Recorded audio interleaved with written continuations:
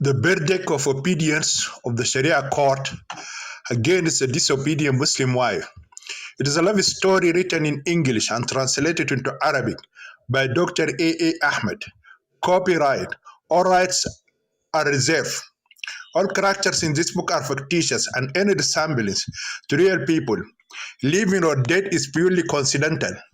No part of this book may be reproduced, stored into a retrieval system, or transmitted in any way or a form by any means without the prior written permission of the author, except by a reviewer who may quote brief paragraphs in a review to be printed in a newspaper, general journal, or school or university magazines. This is a love story about three Muslim girls who are subjected to gross injustice, severe violence, and abhorrent persecutions by Muslims, men, religious leaders and imams, Sharia court judges, and police officers in the Islamic community and the religion of Islam, and it is hostile, hateful, and abusive teachings against one's rights, which are innumerable.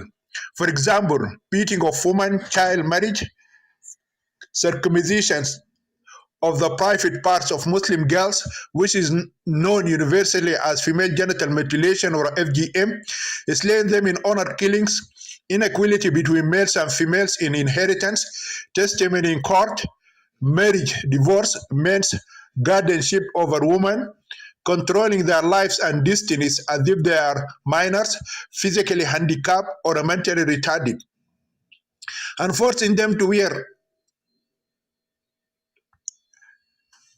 the ibayas, veils, hijabs, niqabs, or the humiliating black burqas as if they are frightening ghosts.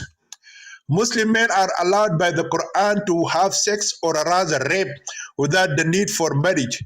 Captive women of war, such as wives, daughters, sisters, cousins, and even mothers of the defeated enemies, who are called unclean infidels.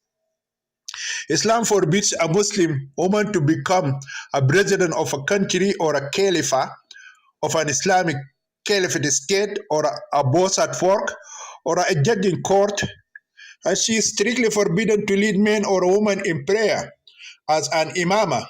Moreover, the Prophet Muhammad said the woman is an unclean creature, just like a dog, a donkey, and therefore as a defiled being she annuls the man's prayer if she passes in front of him while he is praying. Many Islamic countries prevent women from going to school and work, and they are not permitted to drive cars, bicycles, or motorbikes. They are forbidden to practice any kind of sports, such as soccer, basketball, volleyball, and tennis. And they are not allowed to go to gymnastics, beaches, or swimming pools, cinemas, or theaters, or act as heroines in movies, or actors in the stage in plays, or compete in beauty contests such as Miss World or Miss Universe. They cannot compete in the FIFA Women's World Cup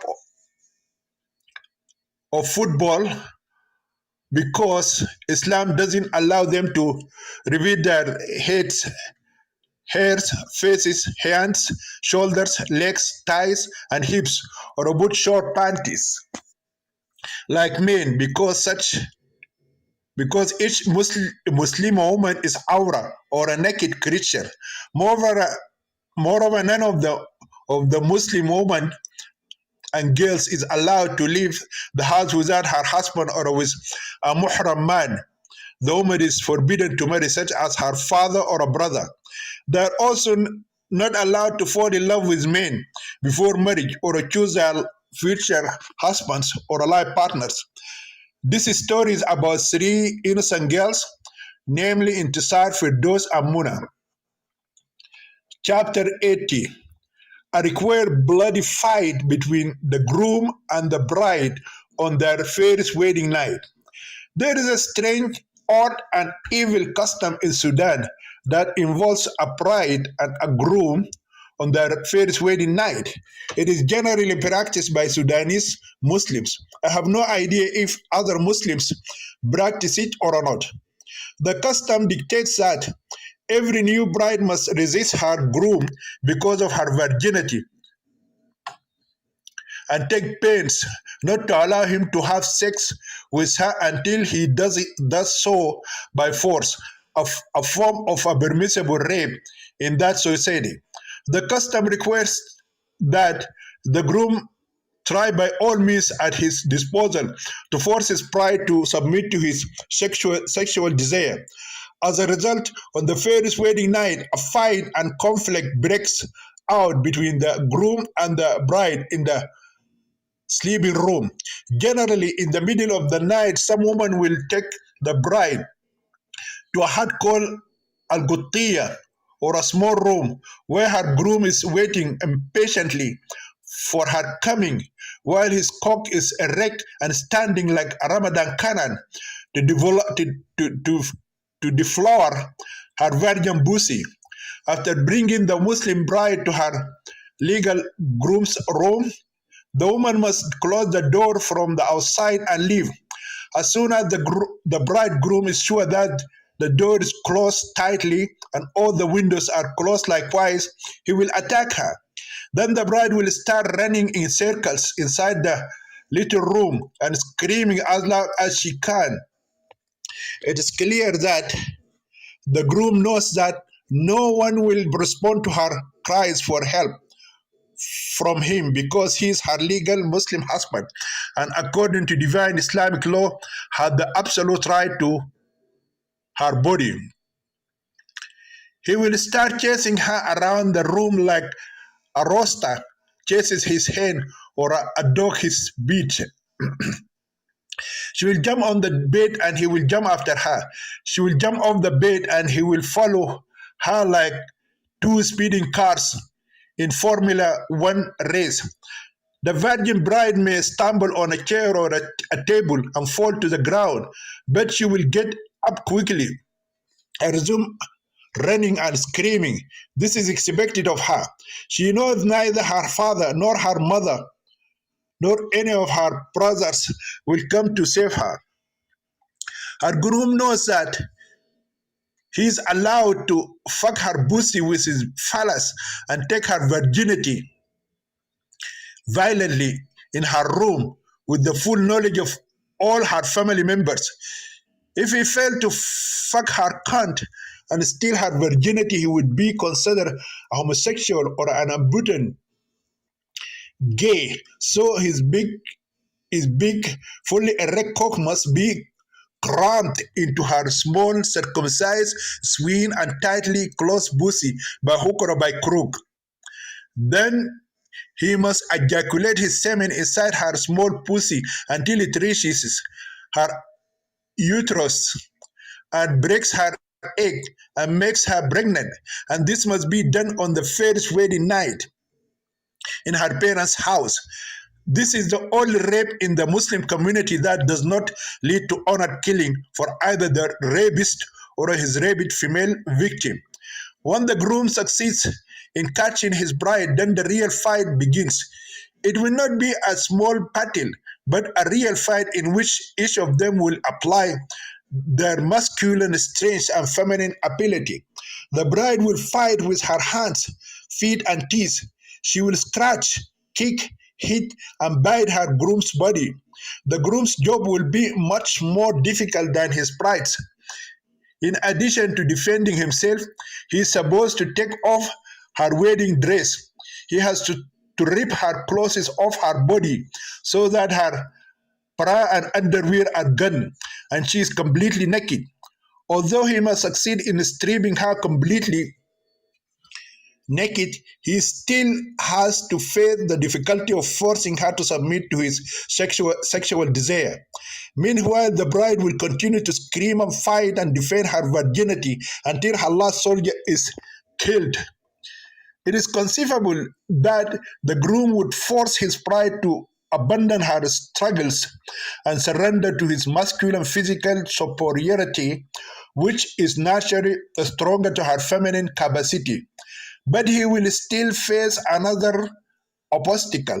To understand this last difficulty, we need to talk briefly about the ritual purification of the private parts of Muslim girls known as female genital mutilation or FGM. It, it is also known as female circumcisions or cutting. It involves the removal of the seal of the labia majora and the labia minora together after the entire clitoris has been removed. When a Muslim girl undergoes female genital mutilation, she will become abnormal. Her genitals will be completely mutilated and destroyed. Her vagina will be so tight or closed that it will be returned into a small hole, allowing her to urinate only. The woman who performs the circumcisions, which is called circumciser, uses a razor, a sharp kitchen knife, or a scissors to cut off the clitoris and remove it completely. At the same time, she will cut the labia majora and labia minora and then seal them together, leaving only a small hole. She will use a small reed, ostrich feather, or a hedgehog thorn to measure the opening that should be left open after the circumcision is performed. The feather is as small as a straw that a person uses to suck on a soft drink. Most Muslim girls are usually circumcised when they are as young as 4 or 5 years old.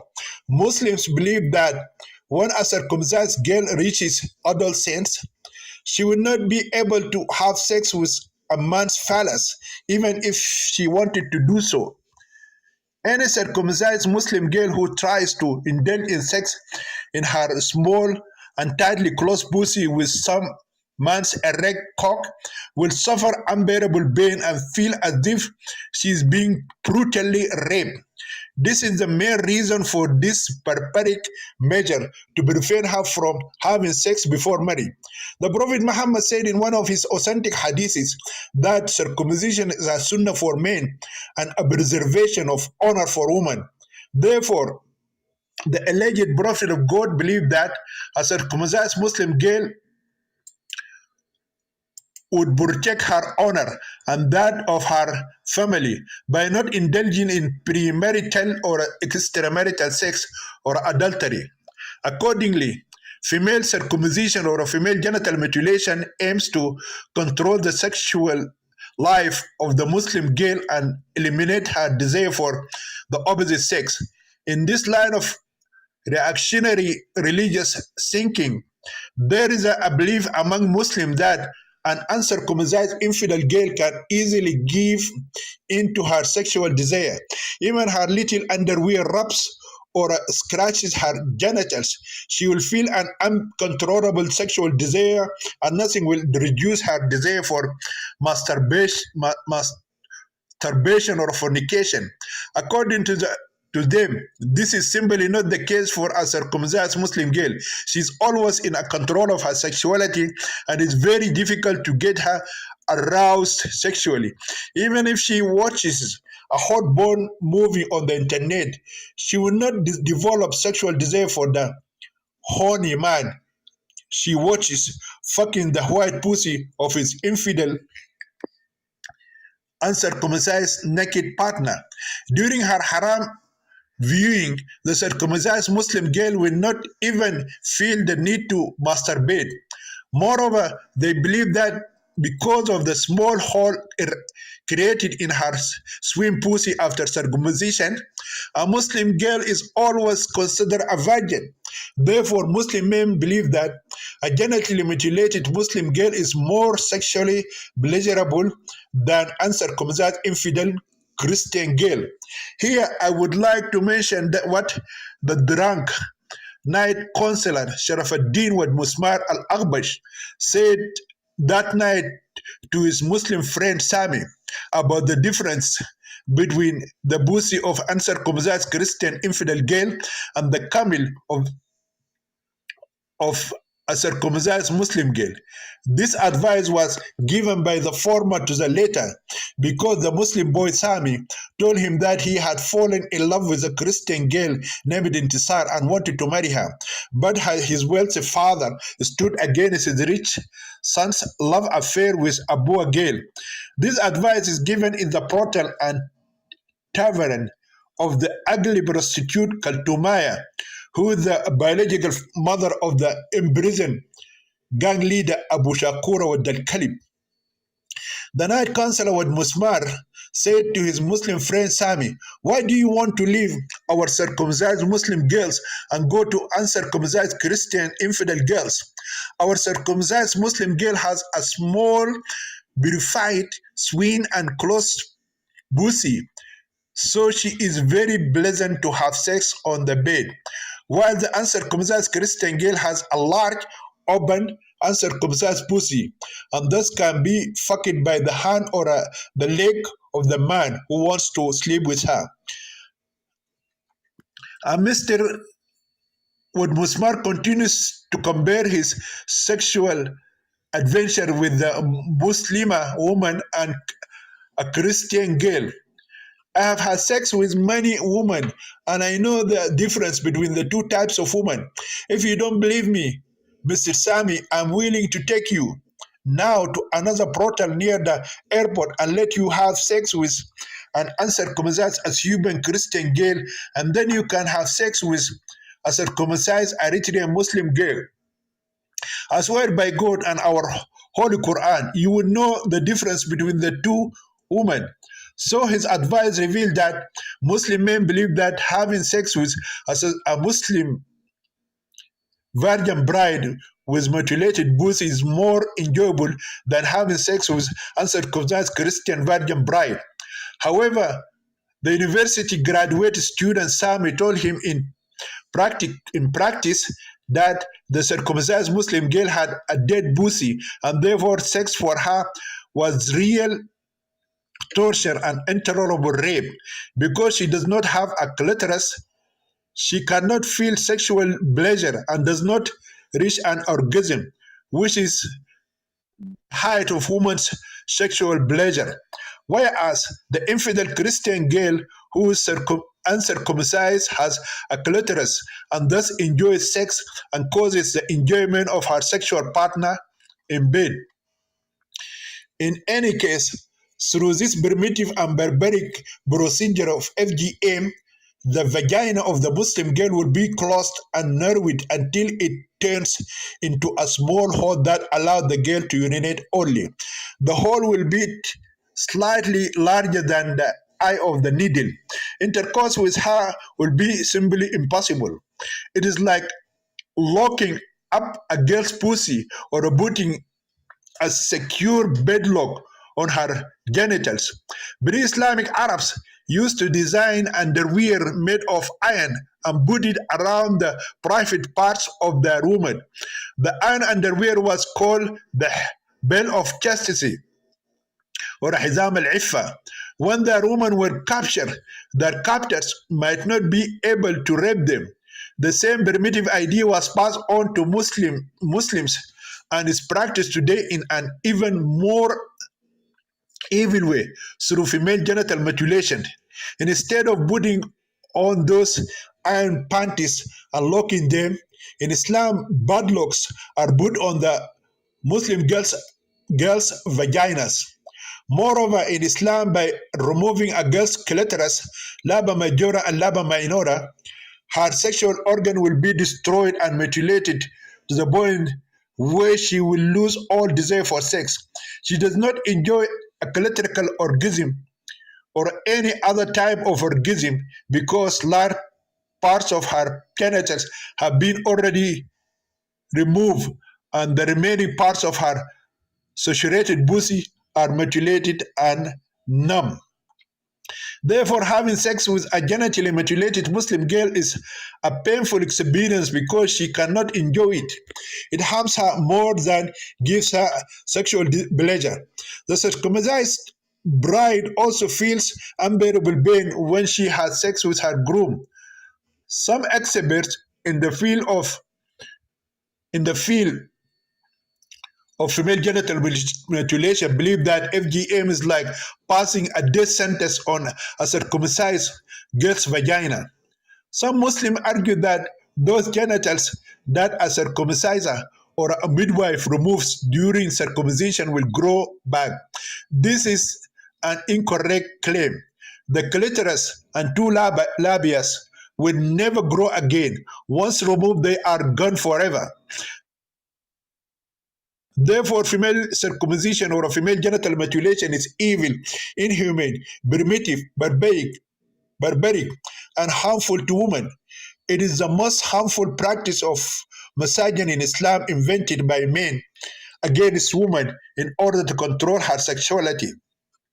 Accordingly, on her first wedding night, the circumcised Muslim bride will feel terrible pain in her swing and tight pussy as if her groom raped her with his erect penis.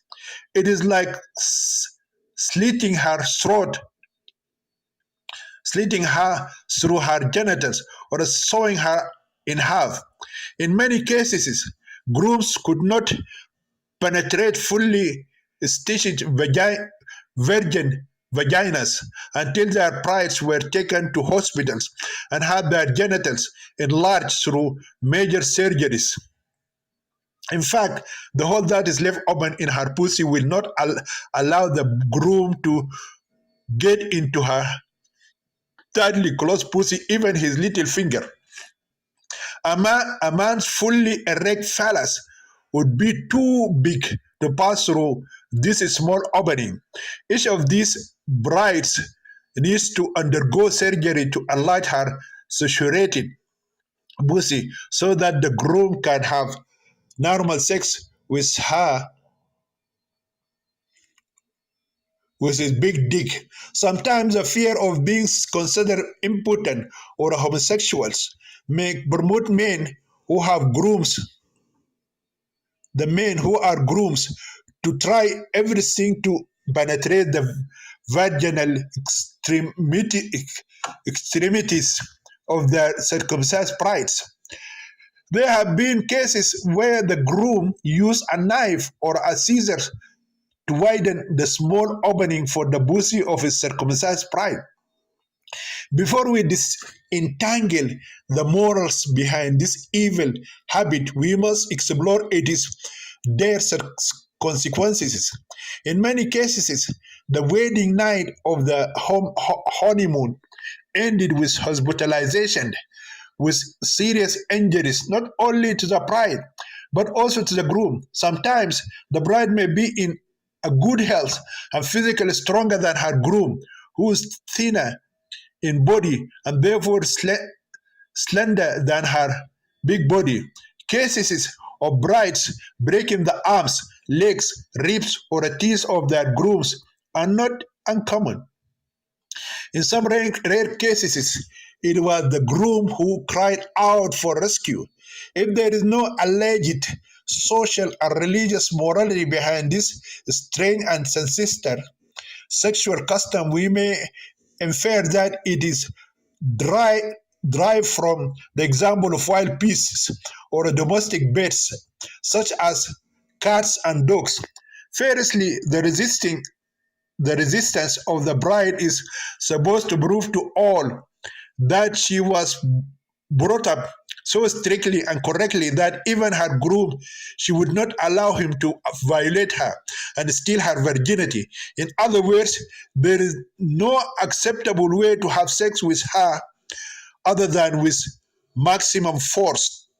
Secondly, by shouting loudly, the bride will prove to her family, relatives, in laws, neighbors, and girlfriends who hear her mourning on the first wedding night that she is morally and sound girl who abhors sex. Thirdly, she will prove to her bridegroom and all those present that she is indeed a virgin. This last claim would be verified by her mother and mother-in-law by examining the blood stains on the white bed sheet the next morning. The blood stains would be clear evidence that she was a virgin and that her hymen had only been broken at night by her groom when he inserted his phallus into her virgin pussy.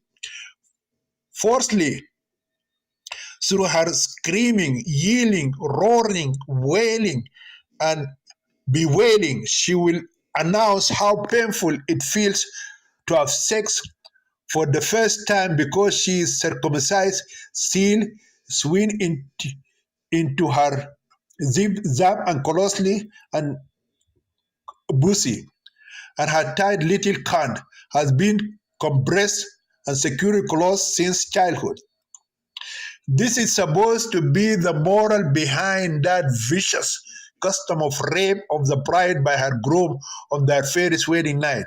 However, in the case of the so-called lawful, disobedient runaway Muslim wife, Intisar, who was arrested by the airport police, and her alleged Muslim husband Hassan, the issue of morality will not be raised. It will be a struggle and deadly fight between a legitimate rapist and a helpless imprisoned sex victim. Chapter 81. The police transfer the disobedient Muslim wife to her Muslim husband to complete their halal Islamic marriage. When the news of the completion of the imperfect marriage reached the ears of Intisar, it increases her misery and torment. She now sees every human around her as a fearsome creature, more dangerous to her than Satan. She knows every inmate in her barracks and every prison guard is her sworn enemy. Every human Muslim female around her hates her and harbors evil for her. Her female guards and all the prisoners are Muslims and hate her and look forward to her imminent execution. So the fear of death haunts her like a terrifying ghost. Her throat dries up, her, her breast chokes, and terror fills her every time she thinks of being tried for apostasy and adultery and executed. At night, when she sleeps, she's constantly attacked by nightmares. Either she will be hung on the gallows for her apostasy and conversion to Christianity, or she will be stoned to death for her adultery with her lover Sami by a group of Muslim men in front of the largest mosque in Khartoum city on a Friday afternoon. Intizar was often woken up in the middle of the night screaming loudly for help. She knows that she has already gone through the most excruciating experience of physical torture any human being can go through and not die during her brutal interrogation by the ruthless, hard-hearted female interrogators. Wherefore, her survival so far is more than a miracle. She hates the police female interrogators who subjected her to brutal beatings and the extreme and the terrorist woman inmates who torture her because she is an apostate Muslim girl. She knows that this kind of torture can happen to any girl her age and place. However, the so-called disobedient Muslim wife Intisar considered that her physical torture in prison was less evil than what she would face in the next 3 nights with her sworn enemy, her imperfect Muslim husband Hassan. She and her lover Sami had already fought many battles against that rejected lover and selfish rival and his gang. Most of his gang members were arrested and thrown behind bars except for him. He is the last enemy left free and out of prison. Intisar lost her dear sister Firdos, her beloved brother Usman, and her lover, her Christian lover Sami. She landed in prison, tortured, and soon to be executed. She was separated from her soulmate and Christian husband Sami forever. She lost everything, including her freedom, and soon she would lose her life. Only the selfish man Hassan remained free and safe in this deadly battle. When she foresaw her dark future and Hassan's future, Intisar decided that she would never let him touch her. She decides to fight him and keep him from raping her. If that wasn't enough, she was determined to even take revenge on him for the blood of her late sister Firdoz, her suicidal brother Osman, the suicidal deaths of her brother Osman, her lover Sami, and even herself. She knew understood that the only way to take revenge on him was to kill him. Intisar trembled when she thought of killing someone. She had never thought of killing a human being before. Even those human beasts who tried to rape her, the fat man Bulbul and the lustful military major Al Sanosni, she did not think of killing them or even wish it for their death.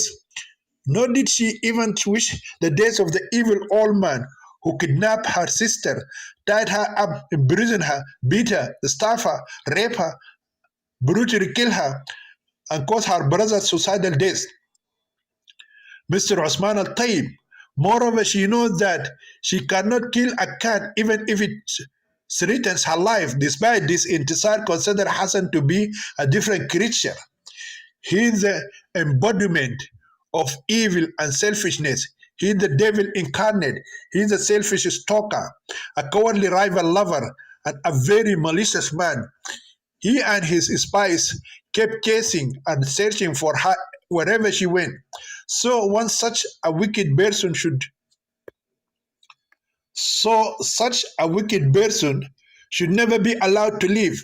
He is fiercer than the vile old man Osman al-Tayyib and more insidious than her criminal half-brother Umar. Accordingly, the imprisoned Christian bride decided that she would not die until she first sent the selfish rival lover to his grave before she was tried and executed.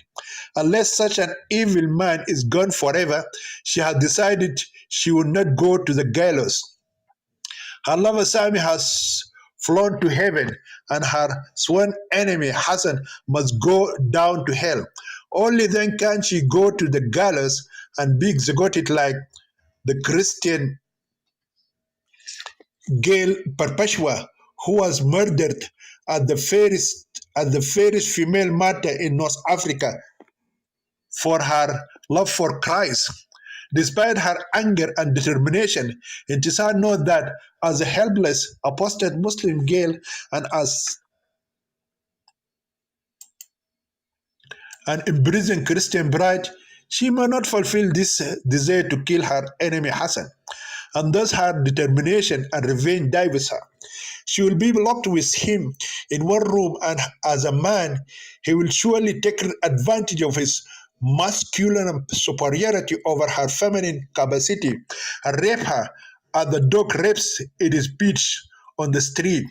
He may rape her to death as the evil old man raped her late sister and kill her, and he remained alive, free, and not convicted of his heinous crimes and justified by the Khartoum North criminal court and until today. Therefore, Intisar dropped the idea of killing Hassan. She thought only of handing over her body to him and letting him assault and rape her for 3 nights. At least this may save her from the painful experience of fighting a selfish, evil, and dangerous lover who believes that he has a divine right granted to him by the Islamic Sharia court over her body and supported by his misogynistic religion Islam. Once again, the detained Christian bride Intisar rejected her second decision and her confused mind sought of a third alternative.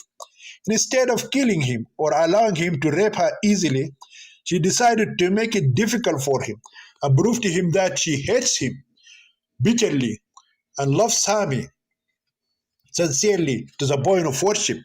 She wants to fight against him and defend herself and her honor until he takes her with full force as the groom rapes his pride in Sudan. Even if he succeeds in forcing her to submit to him under his heavy body, she must bite him with her sharp teeth, spit on his despicable face, and pluck his curly hair from his head while he rapes her. Intisar is once again confused and does not understand what she can do when she is locked in the same room with her alleged imperfect Muslim husband Hassan. Her mind kept going from one decision to the next without settling on any. She kept thinking about her problem with until finally sleep took hold of her exhausted body and she fell asleep. That night, the detained so-called disobedient Muslim wife in Intisar was visited as usual by many bad dreams of terrifying nightmares. In her first dream, she saw her brother Omar chasing her with a sword in his hand. She ran away from him until she reached the bank of the river Nile. When her feet reached the muddy water, she looked back and saw him running towards her, accompanied by many people.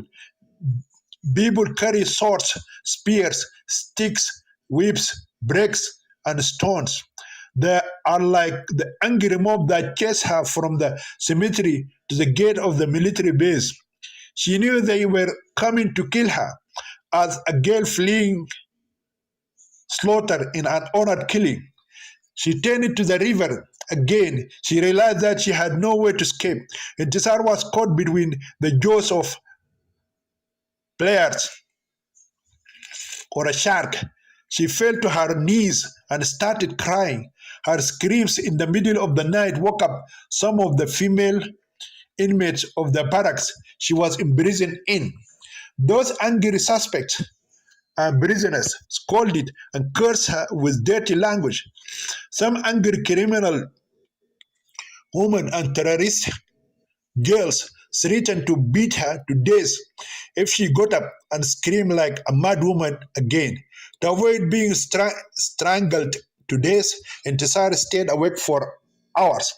Then she was overcome with drowsiness and fell asleep again. This time she saw in her dream a huge monster with many heads.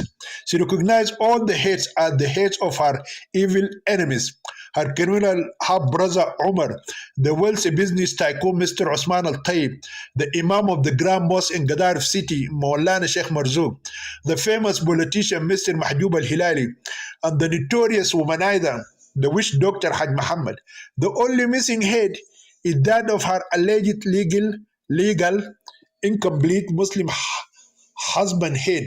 Therefore, the detained Christian bride in Tisar concluded that the master or the beast himself was the rejected,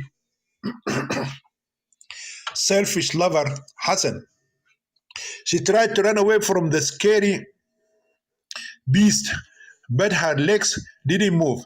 She found her hands chained and her legs stuck in the mud inside the riverbank. She tried to scream, but her mouth wouldn't open. When the monster approached her, she woke up from her nightmare. This time, she decided to stay up for the rest of the night. Early in the morning, the imprisoned Christian bride was taken out of the goblin infested barracks number 19 by the light police inspector Sakina Khalafallah Abduddin and the other two fat policewomen. She is now chained to the legs and hands. When they took her out, they pushed her into a police wagon and the car started to drive away from the prison. The detainee Intisar sits between Inspector Sakina and another light policewoman. They are all silent as if they are in a funeral procession. Meanwhile, she wonders if, in her mind, where they will take her so early in the day. Will they take her so-called deficient Muslim husband to complete his sham marriage to her? and complete the definition of Islamic lawful marriage? Or are they blotting another evil against her? All the way she remained puzzled by these questions. After a long drive, the police wagon stopped at a beauty salon. She was then dragged and pulled from inside the vehicle by the police woman Sakina. Intisar is still chained in legs and hands. Then the police woman took her to the beauty salon. As soon as the ugly, three large women wearing police khaki uniforms entered with the British female prisoners handcuffed and her legs tied, the receptionist girl responded with a loud shriek of terror. She had never seen a bride brought into the beauty salon like this. Her second reaction is to send them away. She thought they have mistaken the beauty parlor for the notorious covert central prison for women. The human elephant female, the fat police inspector Sakina Khalafallah Shaitan ad-Din, screamed at her and demanded that her captive bride be prepared for her first wedding night as soon as possible. The receptionist girl tried to give some excuses like the place is fully booked and some beauticians are sick and absent, but police woman Sakina said that this was a legal order and an urgent case. Even if some brides are sent back, that imprisoned bride must be ready for her wedding tonight with her groom. Then the receptionist tried her last excuse by saying that there is no advance reservation for the imprisoned bride, and that is why she must be brought in another day. This time, the huge inspector used a loaded rifle and a legal power and police force and threatened the receptionist girl that if her imprisoned bride is not taken inside within a few minutes, she will not only close the beauty salon, but will also destroy the place and attack all the beauticians and arrest them, along with all the brides. So the receptionist girl had to acquiesce and let the imprisoned bride in. All the brides, fiancés, and other sweethearts sitting in the beauty salon waiting their turn were so angry. However, they could not express their protest because they feared that their objection will lead to immediate arrest, indefinite imprisonment, or a permanent damage to their faces. Therefore, they just whispered them to each other.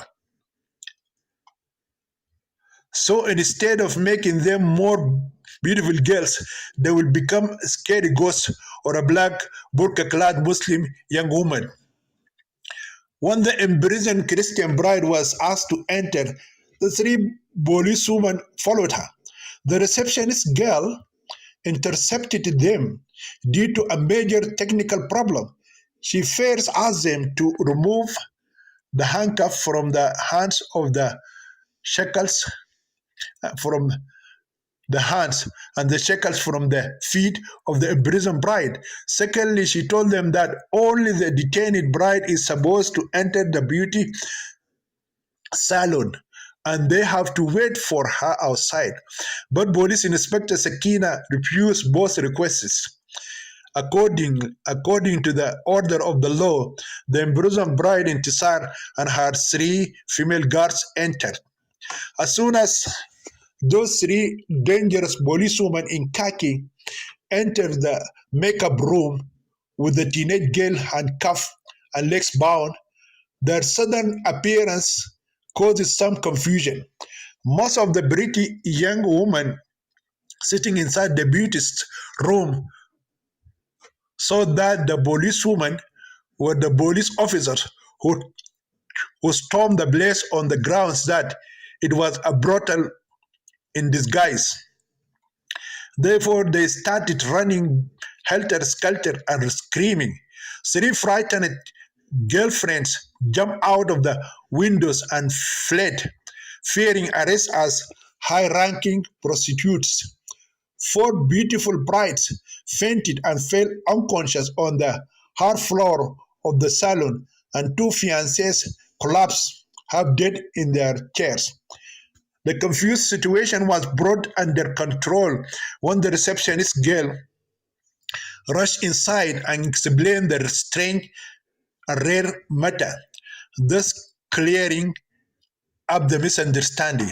Then the huge three policewomen were then were shown big chairs and asked to occupy one corner of the spacious beauty room. When the imprisoned Christian bride Intisar sat in an armchair and saw her image in the large mirror in front of her, she was very dumbfounded. She couldn't believe that the scary face looking at her from the other side of the mirror was her own. The terrifying face stared at her with eyes full of fear, anger, bitterness, dread, panic, despair, suicide, and hatred. It is as if the creepy face it is as if the creepy face holds her responsible for everything that happened to it. It is a pale, discolored face. It is lifeless and terrified, like the face of a dying girl sitting on the hot chair to be electrocuted. Its eyes are frightened and red. They are surrounded by black circles. They appear to have not slept for days. Her cheeks are swollen due to slapping and continuous torture by harsh policewomen and repeated beatings by imprisoned bullies among the evil Muslim terrorists. It reveals deliberate starvation by the prison administrations. Her hair is dirty and not combed like a crazy girl's hair. Her white teeth have turned yellow due to not using the brush, toothpaste, and toothpick for several days. Not only are they yellow, but they also give off bad breath. The Christian bride who's in detention has not been able to investigate whether there is anything in the filthy washroom in the dormitory to brush her teeth or comb her hair since the day she was arrested at the international airport and sent to the hellish Cobra women's prison. In short, Intisar now looks in the mirror at a ghost-like face staring at her. She could not believe that it was the same joyful, angelic face that everyone in the Coptic church loved and whose incomparable charm and beauty were praised by all. It could not be the same face of the beautiful beloved Intisar that her handsome lover Sami used to look at for hours and describe her wonderful beauty inch by inch. Her lips were now dry and lifeless. They couldn't be the same sweet lips that Sami loved to kiss and suck the honey nectar from her soft tongue. In fact, ever since she was arrested at the damning Khartoum International Airport of the Democratic Republic of Satan, the beautiful and sexy girlfriend Intisar gradually began to die. She's like a fragrant rose plucked by a rough hand and dumped into a filthy container or a stinking public toilet full of urine and feces. She's imprisoned in a squalid place with the most dangerous female suspects and convicts in Khartoum city. She is guarded by the most corrupt and ruthless female guards in the triangle capital city of Sudan. Among the inmates of her barracks are the most dangerous female Muslim terrorists in Sudan. These dangerous women cover her with their filth and their stench steadied her. In a short time, her face dried up, died, and lost its beauty and fragrant scent. After that, she began to spread the stench of the infernal woman's prison where she was imprisoned. When the girls of the beauty Salon began working on her face, Intisar doubted that they could restore life and beauty to her dying face. With all their skills and long experience, can they bring the dead face back to life and restore beauty to it? Can they make a dead corpse walk again? She thinks of their failed attempts as if they were preparing her dying body for its funeral and burial. Then the beauticians washed her face and combed her hair. They tried to cover up and hide her fear, suffering, torment, anger, bitterness, and hopelessness with their many colors from her dying face, but they failed miserably. They came out with a dead face filled with powder of different colors. They made her lifeless face look even more terrifying and ugly. Then they changed her shorts and a small t-shirt and instead wrapped Islamic hijab and abaya over her body and put a Sudanese sari. In that ugly and humiliating Islamic gown and veil, the beautiful Christian bride was transformed from a beauty queen into a languid zombie or a fearsome black ghost or a spooky looking Saudi Muslim woman in a black burqa clad. Just like a Western Christian girl who took off her sexy red bikini and became a Muslim girl, then donned the unsexy black Islamic swimsuit euphemistically called a burkini. When they took off her Christian clothes, the shirt and the shorts, and put the abaya, the Islamic veil, and the Sudanese sari over her, she became like the white angel of love who turned it into the black demon of hate. The hideous looking prostitute Kaltume has now become Miss World of Hate or a queen of ugliness. When all the funeral rites were performed on her body, the imprisoned bride was taken out of the beauty salon by the three female police guards. As soon as the police wagon started moving, Intisar felt her funeral procession began. Every minute that passes brings her closer and closer to her grave. Her mind turned it back to her,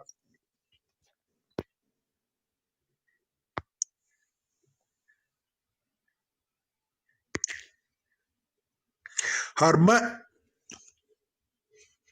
mind turned it back to her sworn enemy, the so-called incomplete husband Hassan. She began to imagine her mortal physical battle with him. She knows that her Islamic clothes tonight will be stained with her blood and his blood. She has renewed her resolve to kill him again. She resolved that she would not he would not rape her unless she fell dead before him. She decided to die for her honor rather than allow that selfish, cowardly man to possess her sexy body and rape her pussy for 3 nights. After an hour of traveling in the police wagon, the funeral procession stopped near a large gate.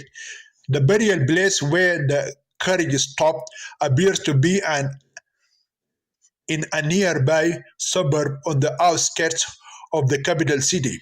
When Intisar were pushed away by the elephantic female cop, Sakina Kalafallah could not see any other dwelling houses nearby. The place reminded her of the brutal house of the Bim lady, Mother Nafisa. The imprisoned Christian bride will not be surprised if she enters the house and finds that Bim woman and the fat rapist, human beast, Bulbul, who assaulted her during her sleep. This house is part of a large garden. Then she saw two police men holding their submachine guns. With them, she saw two huge police dogs. Every dog is as big as a lion and can eat a horse. One of the policemen opened the door to the cemetery and let the undertakers in with their dead body. The police inspector Sakina Shaitan Allah Abdi Iblis grabbed her by the hand and started dragging her into the house. Intisar put up some resistance, but when the huge woman in khaki raised her large hand that looked like a cricket bat and slapped her face, she was forced to obey. She is like a little girl's bicycle among those three human trucks or bulldozers.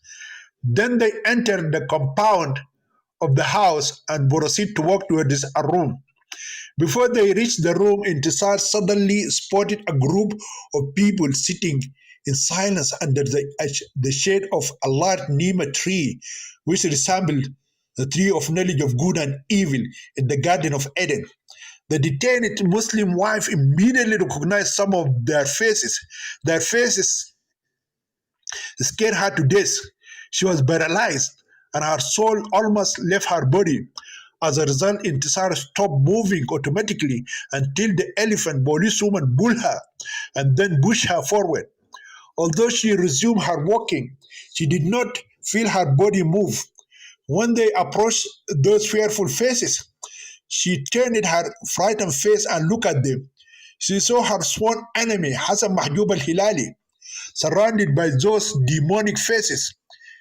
He sits silently, dressed as a groom, waiting for his Muslim bride to complete his so-called halal Islamic marriage with her. He is wearing a yellow Sudanese jalabiya and covered his big head with a long white turban, which looked like the turban of one of the Janjaweed of Sudan. He resembled a Muslim terrorist and sitting on a prayer mat like his false prophet Muhammad, who authorized him to buy her from her half brother Umar as a slave girl in Sug Uqas in Mecca city. On his left side sits the old serpent, the devil, the dragon, also known in human language as Osman al-Tayyib. And on his right side sits the master, the Antichrist, the man of chaos, whom we can also call by the human name, the Imam Maulana Sheikh Marzouk. To this evil trinity, there are their three spy, demonic, unclean spirits.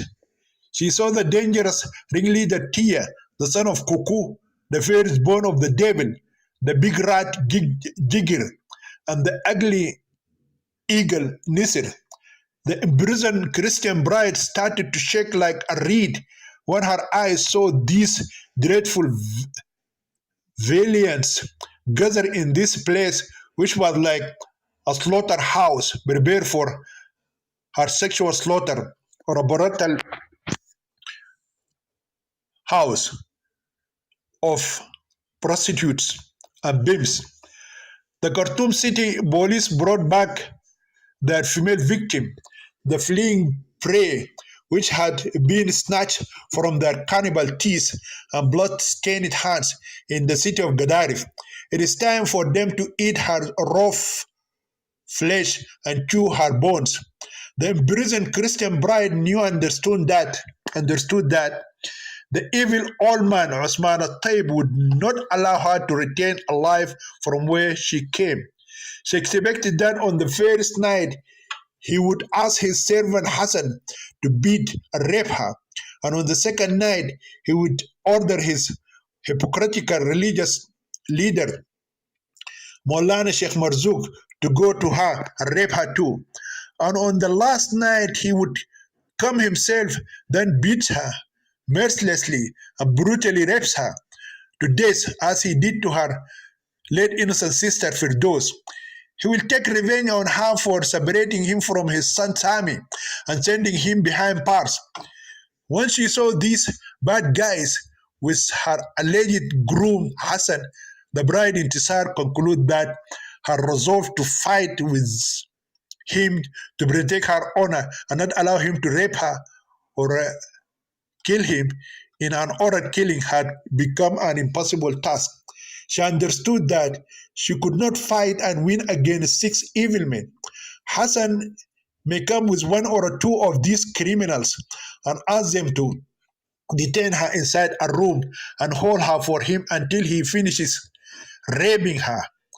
And she remembered that her late sister Firdos mentioned in her love letter to her boyfriend Salah that the demonic old man had caused another evil man to help him rape her.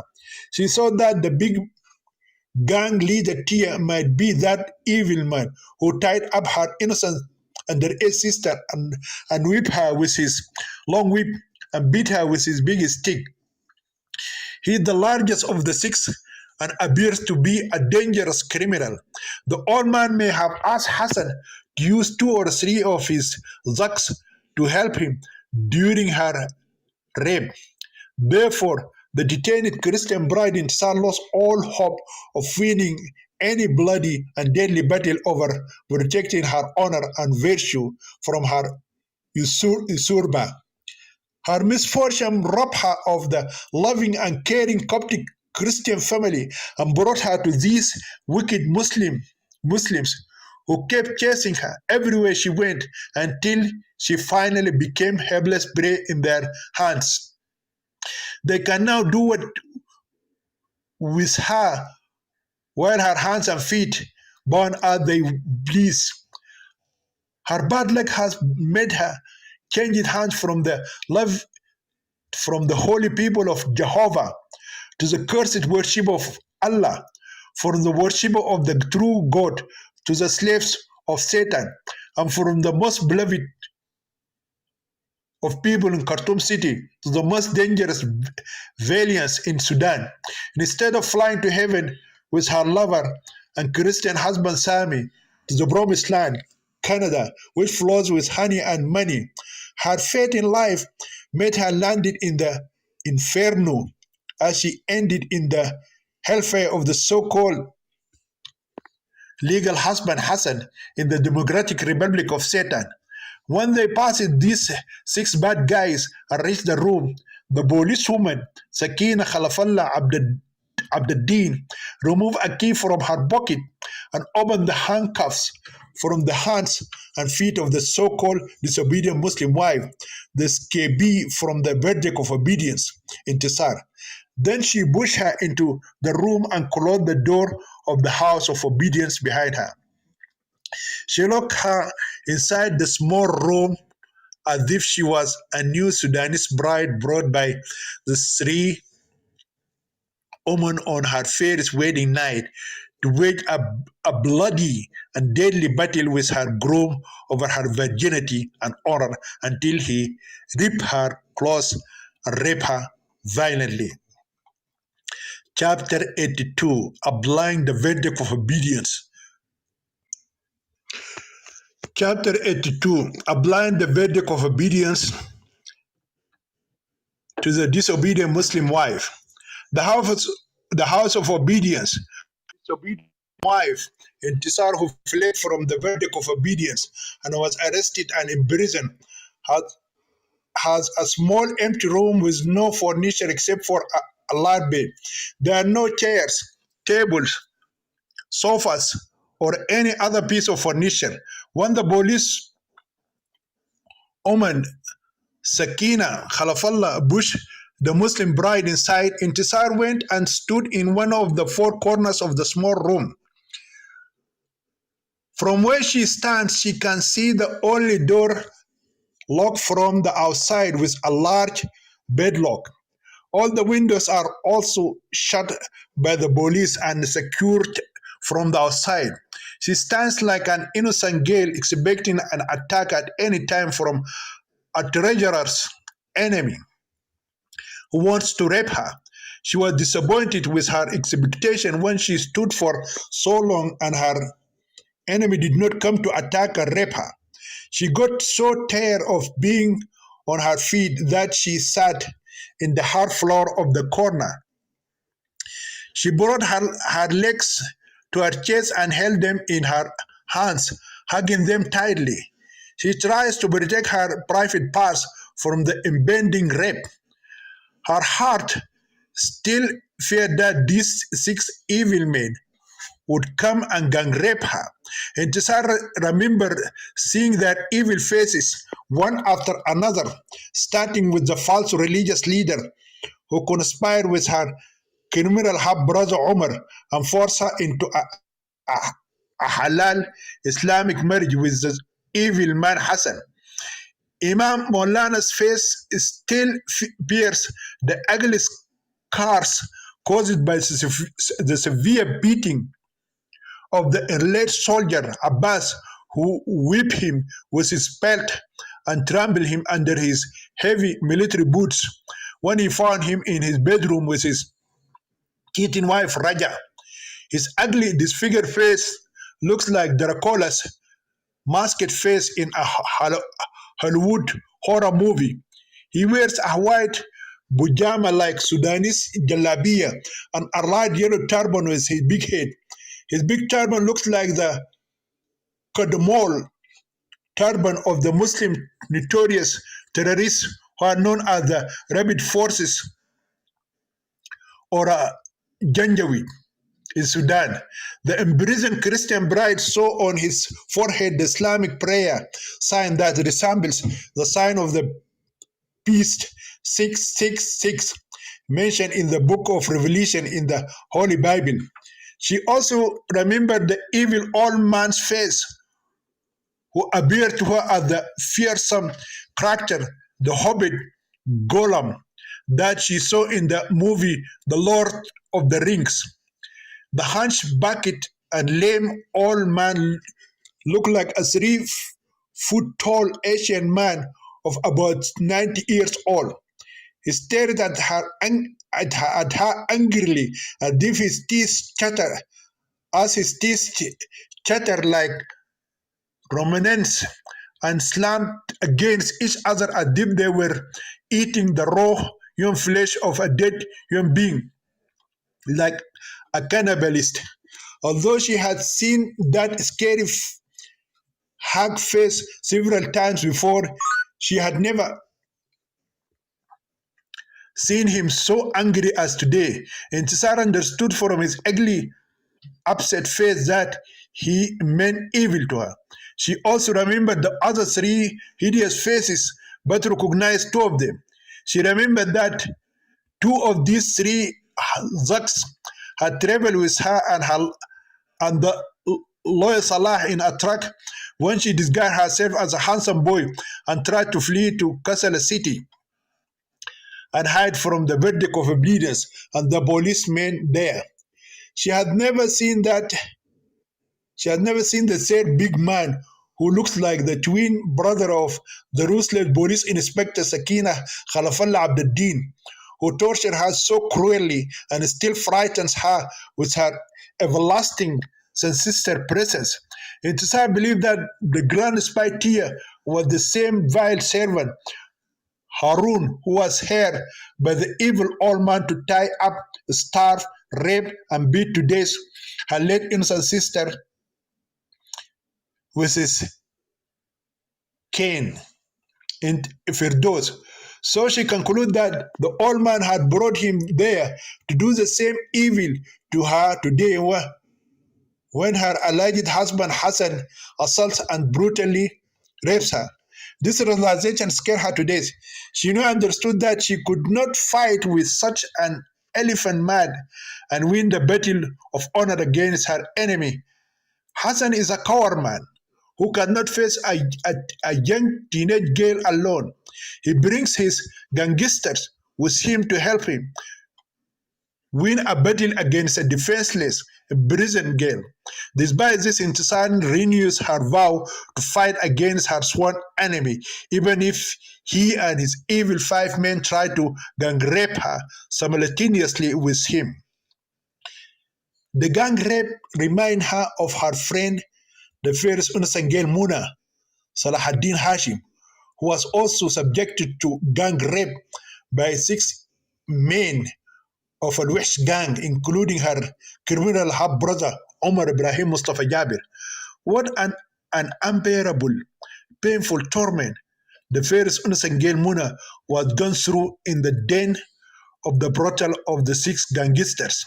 Intisar concludes that the same fate as her friend Muna would be done to her tonight by those evil six men sitting outside the room. At least the six former gangsters were tried and convicted by the criminal court in Gadar City. But in the case of the crime of raping her today, her rapist will be protected by Islamic law and assisted by the police in his evil deed. After an exceedingly long wait, the imprisoned bride saw the door open.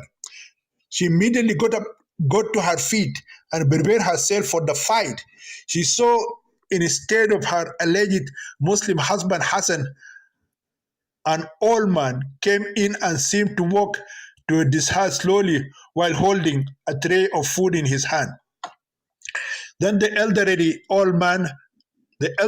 man put the tray of food on the ground and left without saying a word. Intisar understood that they had brought her food to eat. Although hungry, she viewed their food as a deadly poison. She tends to eat food in order to maintain her strength and fight her arch enemy, but she suspected that they might have put a hypnotic substance in the food. She knew that her father-in-law, Osman Shaitan al-Tayyib, is an evil genius, and he hired the old man and told him to put something narcotic in the food and bring it to her. So Intisar resisted her temptation to eat and dropped the idea of touching the food. Although she was still starving, she preferred to remain hungry without eating any food. The so-called disobedient Muslim wife remained standing for a long time until she felt tired and sat down again in her corner. Many hours passed as she sat watching the door. She guessed that her alleged legal Muslim husband might try to attack her only when she was asleep. He is like the craned African hyena, which is called in Sudanese language al-marfa'in, that only attacks its prey when it is asleep. She struggled with her sleep for a long time until midnight and then began to fall asleep without wanting to sleep. Eventually, the imprisoned Christian bride fell into a deep sleep and began to snore. Shortly after the helpless prey fell asleep, the door was opened and a black silhouette of a tall man entered. He walked slowly and carefully. He is like a thief who came at night to rob, kill, rape, and destroy. He is also like Satan incarnated into human form. He is careful not to wake his sleeping victim. He wants to attack and rape her while she is sleeping and not ready for his sexual assault. Yet his presence as an evil spirit causes the imprisoned bride to wake up from her sleep in a panic. She felt as if an unclean spirit was trying to enter and possess her body. When she opened her eyes in horror, she saw him standing as a demonic figure before her eyes. She did not see him as a meddlesome lover Hassan, who was standing like a beggar near her school, waiting for her to come out and beg her to accept his one-sided love. She turned down his courtship many times until she finally has to insult him and spit on his face in front of her female classmates. However, the cheap and selfish man continued to send his cousin Sausan. When Sausan continued to harass her by trying to convince her to accept the love and engagement of her cousin Hassan as a future husband and life partner, she kicked her out of her house and boycotted her. She is the same girl he has now married and kept in the hotel as his sex slave. Today, Intisar sees Hassan as Satan in human form. She immediately jumped to her feet and prepared herself to fight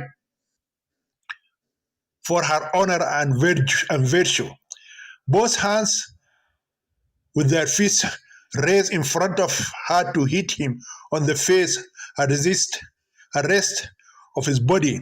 Her eyes narrowed and focused on his face as if She were a boxer ready to strike the fatal blow against her dangerous opponent. Her teeth are closed tightly and her lips open and close frequently. She's breathing loudly. When she saw her when he saw her angry face, the cowardly man scared her.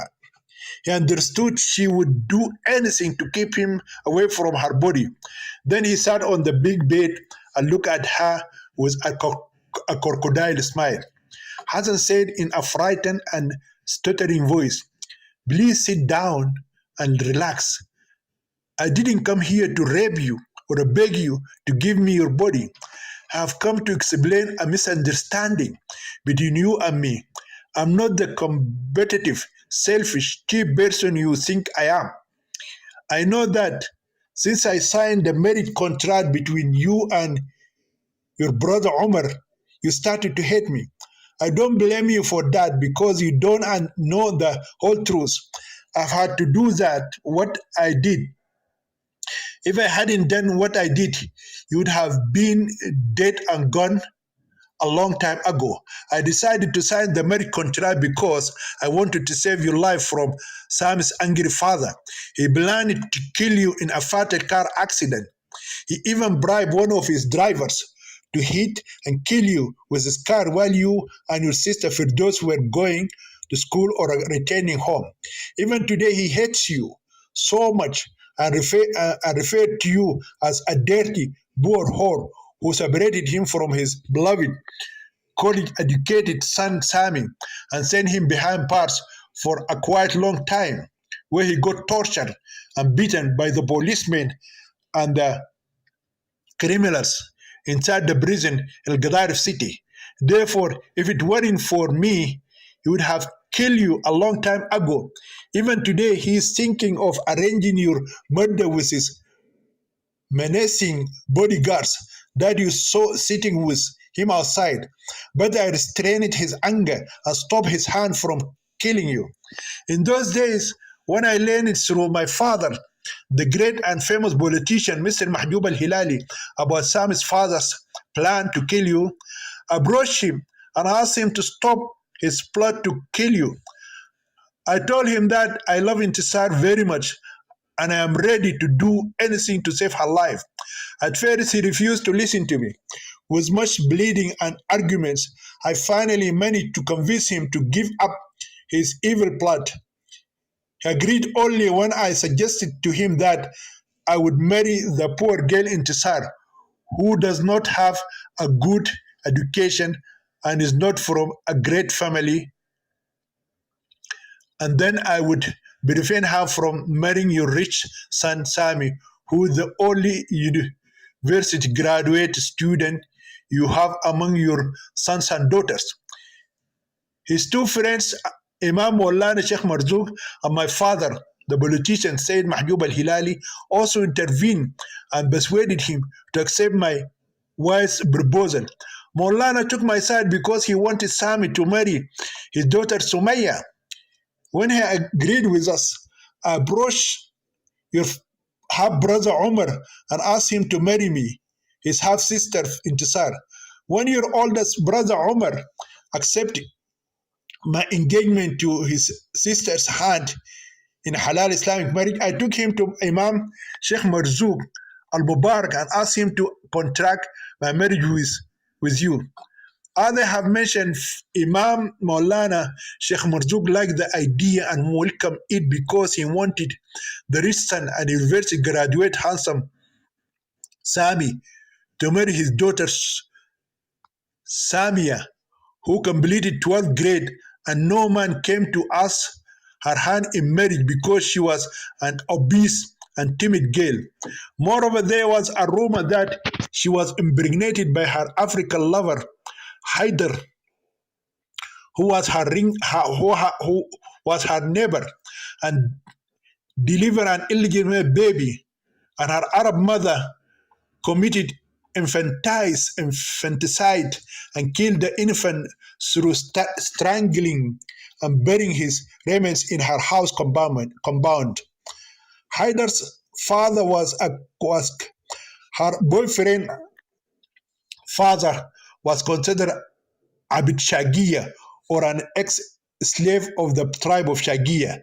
For that reason, Maulana Sheikh Marzouk and his wife, because they are from the Ja'aliya tribe, refused to allow their Arab daughter to marry a boy who has an African slave root in his family, and he's as a black as the coal.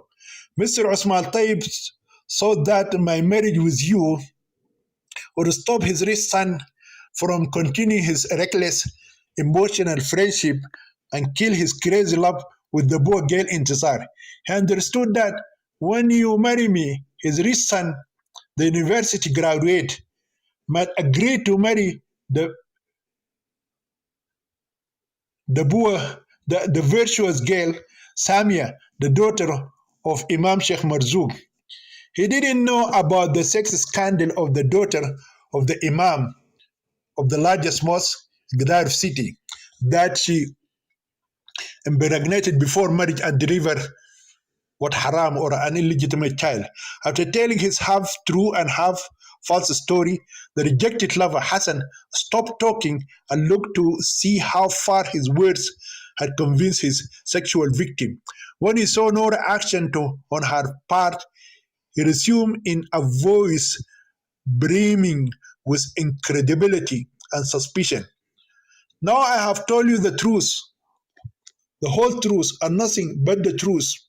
My beloved girlfriend Tisar, here is my hand extended to you, and it is full of love and peace.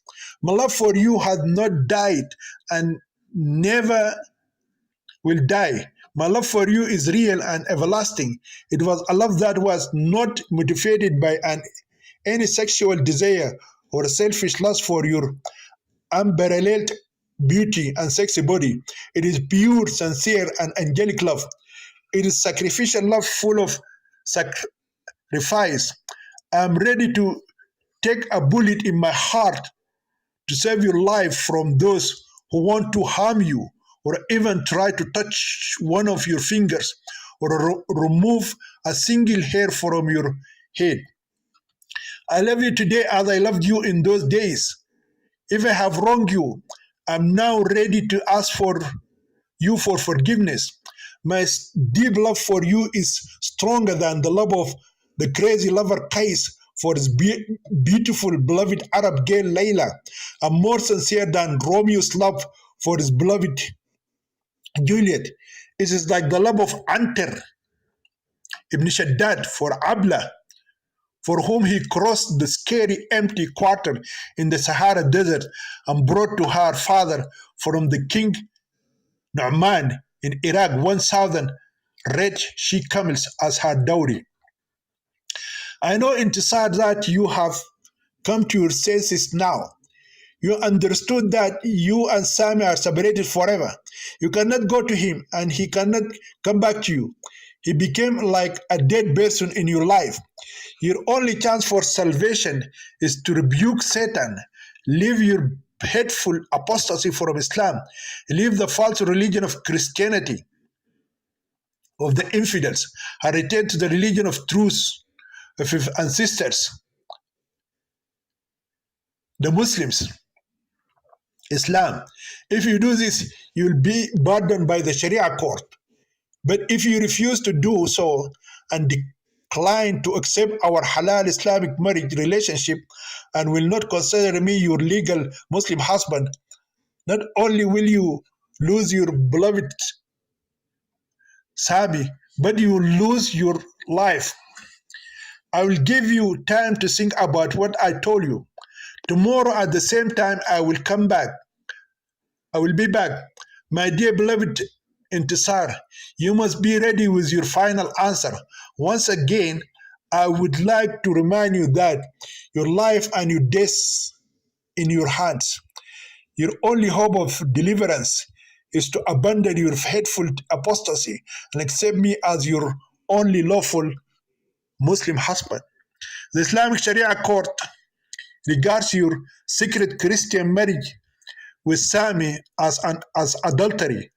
As I told you, I will not beg you to accept me as your husband or try to force you to surrender your body to me against your will. If you want to accept me, I want you to do so freely and willingly. Then Hassan turned his face away from Intisar's face and walked toward the door and exited the room. When the selfish, lonely lover left the room and closed the door behind him, his victim Intisar remained standing in her place. Her fists in her clenched hands were still ready to strike. She didn't seem to believe that he wouldn't suddenly come back and attack and try to rape her. Although she heard his story and every word he said to her, Intisar did not believe a single word of it. She knew that he was afraid of her, and that is why he told her those lies to gain her sexy body and rape her without any resistance and struggle on her part. She also understood that he is a selfish person whose only wish is to seduce her. His only goal in life is to possess her sexy body, rape her even for one night, and satisfy his selfish and insatiable lust, which only the flames of hell can satisfy. After that, he wouldn't care whether she lived or died. If the Sharia court sentenced her to death by stoning for her alleged adultery with her Christian husband Sami, then he, like her supposed only real Muslim husband, will be the first man to throw stones on her body, which is buried in the ground up to her neck.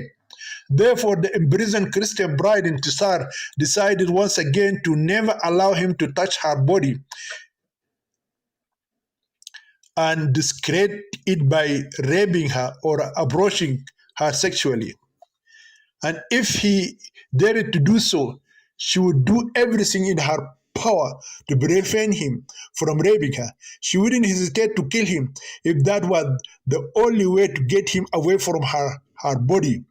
His false story made her hate him even more than before.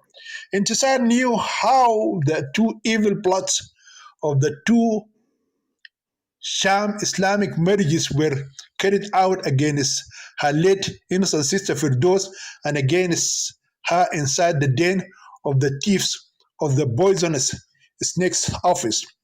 The hunchbacked, lame, and bald man Osman al-Tayyib, the devil incarnate. The two marriage contracts were not concluded in front of the Grand Mosque or inside the prayer hall. They were hatched in the office of the despicable old geezer by the Mazoom Maulana Sheikh Marzouk himself with her criminal half-brother Omar, who acted as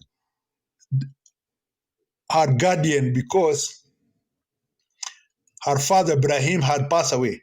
After that, the judge of the Sharia court and the police of the city of Gadarib helped them achieve their evil plots against two innocent sisters who were sold and bought as if they were sex slaves, who have no freedom and no will to fulfill their destinies or choose their life partners whom they love and look forward to marrying them.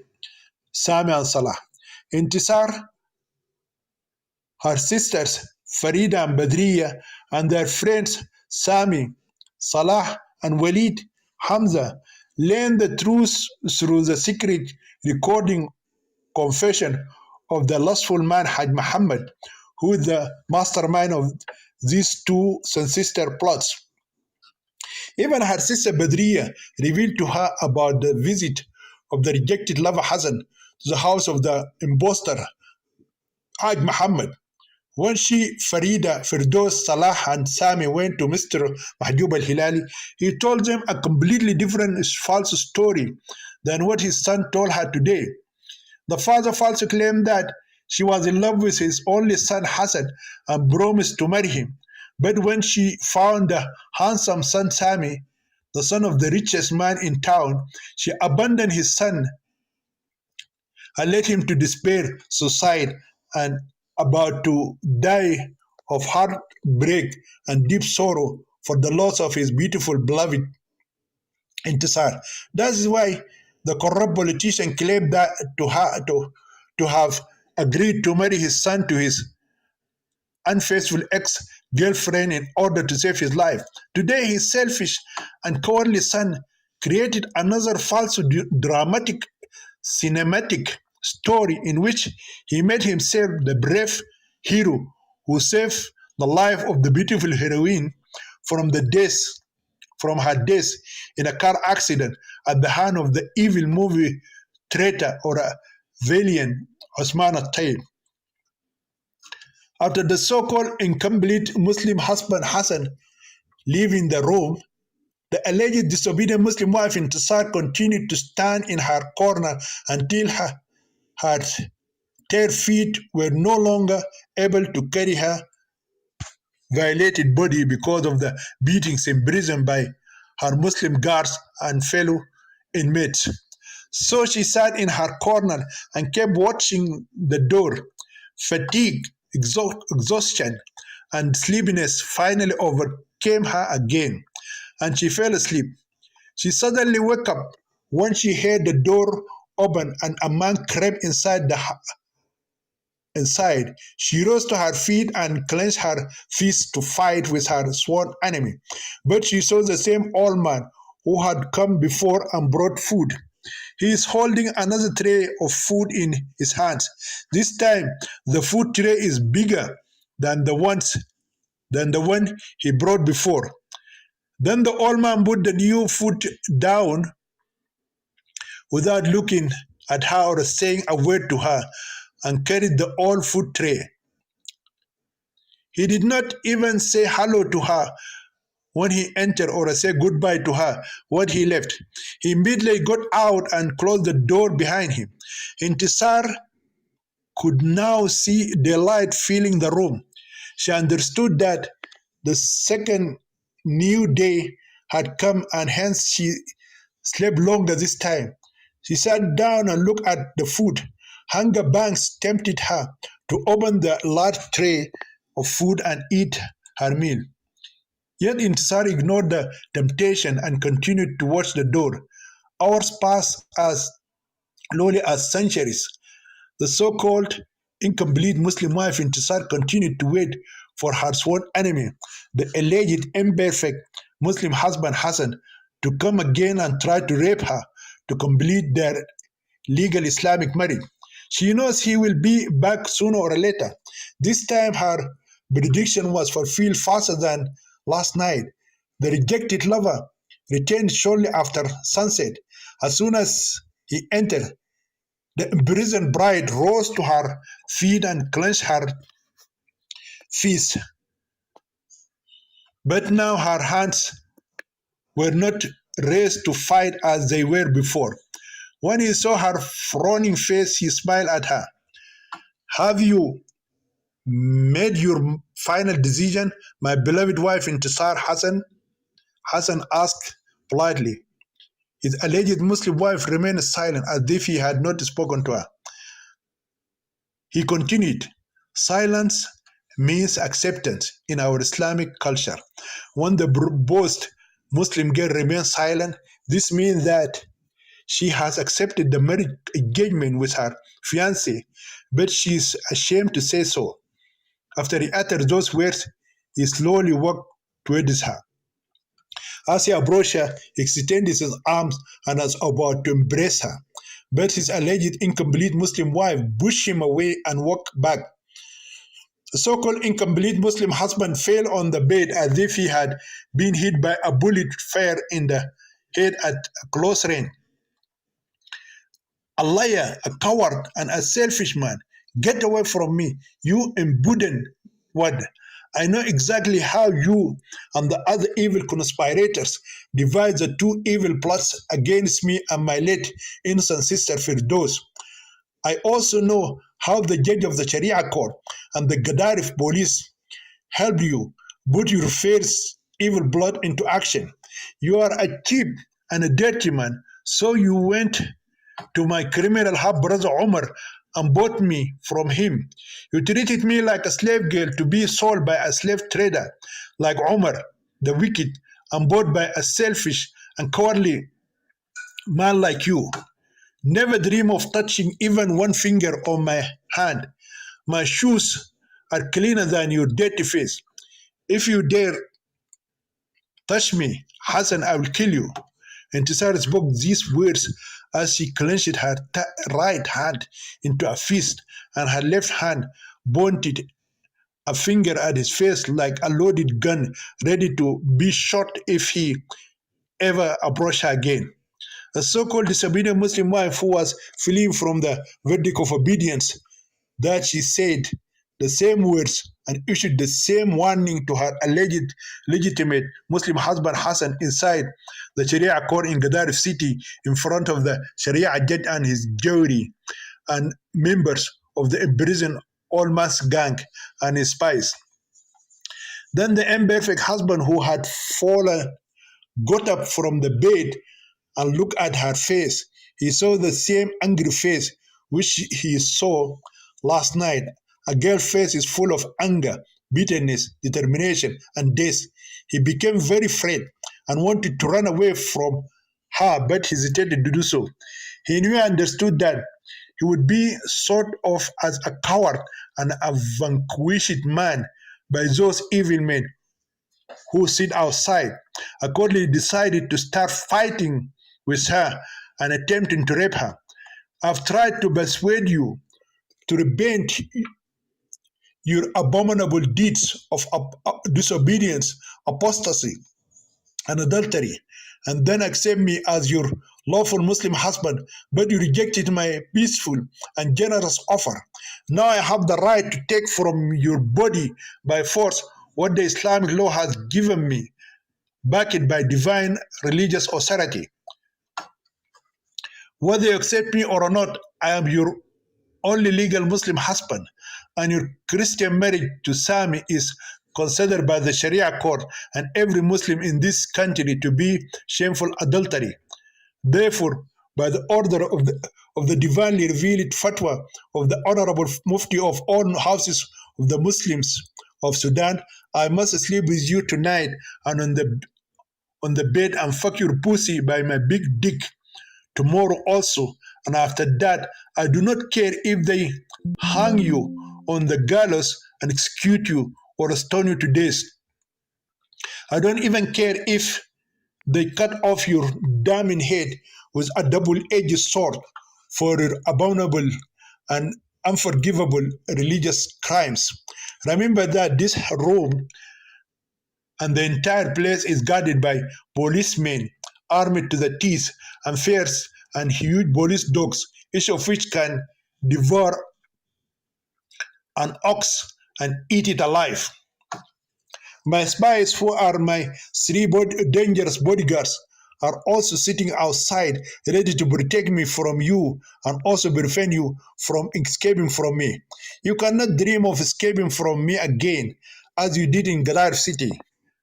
Like it or not, I should have sex with your urban pussy that was fucked by Sammy's cock in shameful fornication.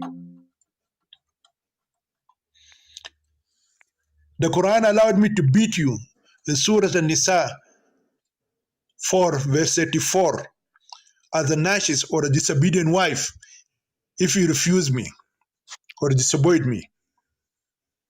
Chapter 83. The disobedient Muslim wife fights her lawful Muslim husband in the house of obedience. When the so-called incomplete husband spoke his warning and threatening words, he suddenly rushed towards his alleged disobedient Muslim wife and pushed her against the wall. The imprisoned Christian bride Intisar was taken by surprise and fell to the ground, slashing her face. She couldn't push him away at first. The rest of her body crashed against the wall, giving her an excruciating pain. However, Intisar quickly got over the pain and got up and went after him and pushed him. It made him fall back onto the bed, but he quickly stood up. He again came after her and attacked her. This time she is ready for him. She scratched his face with her long fingernails and kicked him in the stomach with her right foot. He pushed her back until her body turned it, and then kicked her on the back and grabbed her hair and started pulling it. As he held her head, and she struggled for some time to free her hair from his hands. When she could not free herself, she used her leg and kicked his private parts like a furious horse kicking her cruel master with her hoof. It was a painful kick that forced him to free her hair. Once she was freed, she fled in terror. Hassan started chasing her around the room. Intisar jumped on the bed. He jumped after her. He jumped off the bed and he followed behind her. She doesn't want him to grab her again and pull her hair. She realizes that her long hair is a weakness on her part and he may use it as a deadly weapon against her. He finally got over her and his hands grab her by her waist behind her back. She cannot use her hands or legs to hit him or kick him and free her body from him. She struggled violently to free herself, but she could not. He embraces her with both hands from behind as a lion grabs the back of a helpless gazelle or a deer. He used his masculine strength and forced her down on the floor of the room, unscrewing the door and windows. Intisar knelt down and continued to fight for her freedom. He, he took advantage of the situation and grabbed her left hand, twisted it, and put it behind her back. She started screaming from the terrible pain her hand was giving her as he was twisting it. He brought his left hand and tried to close her mouth, preventing her from screaming. Intisar managed to grab his hand and bite it. Her sharp teeth dug into his flesh until they hit his bones. She felt his blood flow into her mouth. Hassan felt a terrible pain like an electric, electric current hit his finger, so he let her go. She immediately hit him in the face and ran away. He became enraged by her painful sting. He began cursing and threatening her while his vile mouth froze it like a raging camel. Then he started chasing her again. This time, he is after her because he wants to hurt her rather than rape her. Intisar sensed danger and started screaming. She fears he will kill her if he can get his hand on her again. He managed to reach her and capture her. He slapped her violently with his left hand on her right cheek and pushed her onto the bed. He's a left-handed man, so Intisar felt as if a lion slapped her face. Her cheek bulged from his painful blow. She fell on her back and a big sledgehammer hit her face. He knelt over her body while his hands braced her head against the bed. She kicks and screamed. He is sweating and shivering. He felt like a big dog snuggling up to a small cat. Intisar continued to struggle under his heavy body. Hassan brought his mouth near her face to kiss or bite her. She hit his mouth with her forehead. Blood flowed from his mouth. He felt her. He left her and jumped back. She pushed him and ran away from him. He didn't chase her this time. Instead, he grabbed his bleeding mouth and looked at her. She is now standing in her old corner. When she realized he didn't want to attack her, she attacked him instead. He hit her with his fist on her chest before she could touch him. His hit this time so hard that it made her fall to the ground. As soon as she fell, he jumped over her body. She couldn't struggle much this time. She is very tired and exhausted and feels unbearable pain in her chest. He took her Islamic clothes and tore them. Seeing that her dress was open in half, She gathered what was left of her strength and began to fight back. Despite her struggles, he kept tearing her abaya and veil. She kicked him with her legs. She pushed him with her hands. She slapped him with her palms. All those blows were unable to hold him back. He had become like a man of stone, and now nothing could stop him from raping her and devouring her exposed body. He saw her black panties, and that made him crazy and obsessed. He became like a wild beast that saw the exposed meat of a deer. He continued to pluck and take off her Islamic clothes piece by piece. She is now only left in her bra and underwear. He grabbed her bra and pulled it from her big breasts. She kicked him in the stomach with her right leg. That last kick forced him to stop. He stopped to tear off her last covering of her naked body and stepped back. When she was able to free herself, she also stood up and walked backwards, staggering and walking like a drunk. For a while, they both struggled to breathe. The imprisoned Christian bride now stands away in her corner, viewing her alleged Muslim husband as a dangerous monster. He looks at her with eyes full of lust. His mouth is still bleeding. He could now see her sexy naked body standing in front of him. It was covered only by a small piece of black underwear. The rest of her Islamic clothes, the abaya, the veil, the gown, the bra, and the Sudanese sari, are all slashed and torn and scattered everywhere. Piece after piece, the human beast tore it to pieces as the wild animal tears the flesh of this helpless prey, rendered defenseless. The remaining small piece of clothing hung like a bandage between her thighs and her waist. The sight of her seductive, naked body made him try again. His dick now stand erect in his dirty pants like a gun on top of a military tanker. He is like a hungry beast that has been exposed to a fresh meat. His animal lust completely got the better of him and he attacked her to rape her. Frightened, Intisar started hitting him with all her might on his head, face, and body, but she could not get him away from her. It seems that he has turned into a man of stone, the body of which is made of iron. He reached out his left hand and took off the rest of her dress. Intisar got completely naked. Hassan is holding her little black underwear in his hand like a black flag of a terrorist. Then he took her right hand and rubbed it behind her back again. She screamed in terrible pain. Then he forced her to sit on the ground.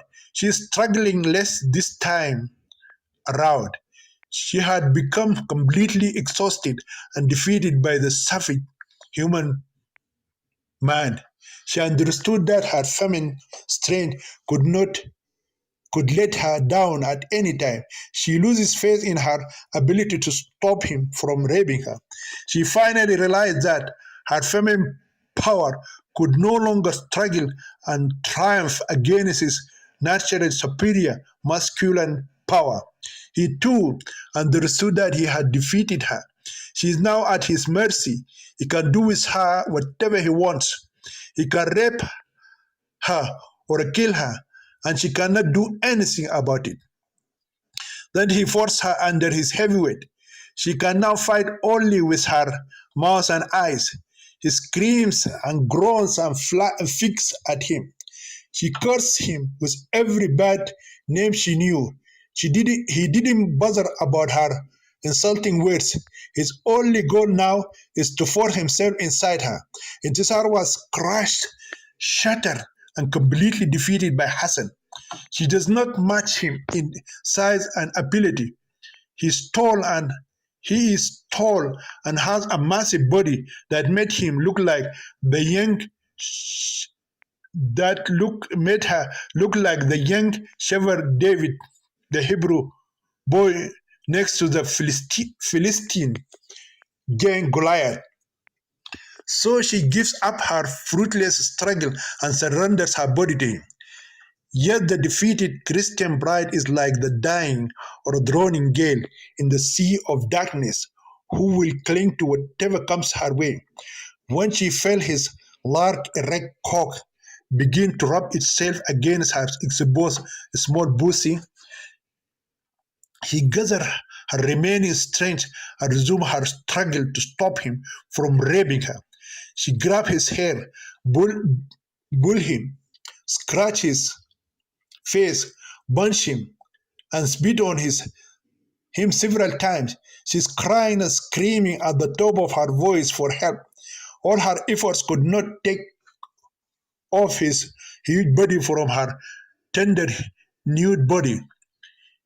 She felt his big penis find its target and began forcing it inside her tiny pussy. At that critical moment, Intisar grabbed his shoulder and beat him. Her teeth are like those of an angry lioness. They sank back inside his body and caused an unbearable, intense pain. The cowardly man started screaming for help. When no one came to rescue him, he struggled violently to free his shoulder from her powerful bite. He used his left hand and hit her hard with his feet on her head and tried jumping out of her body. But her sharp teeth did not leave the flesh of his shoulder. He began to scream even louder as his mouth froze it like a raging bull. He hit her all over her naked body to free his shoulder from her sharp teeth. Her teeth seemed to be like sharp nails driven into his flesh. Finally, he pulled his body violently and released it. Some of his flesh remained in her mouth and stuck to her teeth. Her mouth was filled with abundant bleeding blood. Then he hit her in the face and ran toward the door. This time, his blow was so strong that it knocked her to the ground. She got up and ran after him. Then she took the tray of food and threw it at him. Some pots hit him on the back, and the food smeared his nude body. He reached the door before she could reach him and opened it and ran for his life. Intisar ran to the door, but he locked it behind him from the outside. She had reached the door too late. He started knocking on the door with both hands while yelling loudly, "You coward, coward man, open the door. Come back again. I will kill you. I will break your head. Come here, fearful man." Intisar continued banging hysterically for a long time. As she was banging on the door, she was also shouting her threats. She tried to open the door by force, but she couldn't. After a while, she felt tired and exhausted. She stopped her fruitless attempt to force him back or open the door. Then she backed into her corner and sat down. She's anxious and gasping for breath. Every part of her body caused her a lot of pain. Her teeth, forehead, cheeks, lips, hand, shoulders, thighs, hips, legs, and feet are bleeding copiously. Her clothes are torn and scattered in bits and pieces all over the room. She is now naked, wounded, and completely defeated. She is in a miserable situation. Never in her life did she expect that she would turn into such a helpless state. Even during the first rapists who attempted to rape her in the brothel house of the Bim lady Mazanafisa, and the second rape's attempt in the house of Major Sanosni, neither of them gave her the terrible pain and sense of humiliation that she is going through today in the said attempt to rape her at the hands of the human beast Hassan Mahjoub al Hilali. Even wondering the street of Khartoum for 3 days without shelter, money, and shoes did not hurt her as she feels now. Today, she hates herself, abhors her luck that made her path cross his way. She wished she had not been born as a beautiful girl so that her beauty would attract such an obsessed lover who became sex maniac after her sexy body and unmatchable beauty. She wished she had died and gone before such a fateful day came in her life. While Intisar thinks about her miserable fate and bad luck in life, her eyes are wide open, but she cannot distinguish the things in front of her vision. She closed and opened her eyes several times before she could clearly see the things around her. Her mind soon after began to function normal again. Her eyes could now discern the physical world around her. She saw the bed, then she saw the bed sheet, pillow, and mattress had been removed from their place. She turned her attention to the food tray and utensils, which were strewn all over the place. She saw two glass bowls broken into small pieces. Then she saw the spoon, fork, and knife lying near the door. Her aimlessly wandering eyes suddenly stopped and focused on one of those things. Although it is a very small thing, the so-called defeated, disobedient Muslim wife who were almost brutally raped by her alleged Muslim husband, saw it as large as a double-edged sword. She rose to her feet and went to her last weapon of defense. She grabbed it quickly, as if she was afraid someone might take it before she could get it. With a trembling fist, Intisar picked it up. She wanted to hide it under her clothes, but she realized that her body is completely naked and she no longer wears any clothes. Even her red bra and black underwear have been torn and removed from her body. An idea crept into her mind out of nowhere, as if it had come out of another world. Instead, felt that a sudden thought arose in her mind as if it had been revealed to her by a heavenly angel.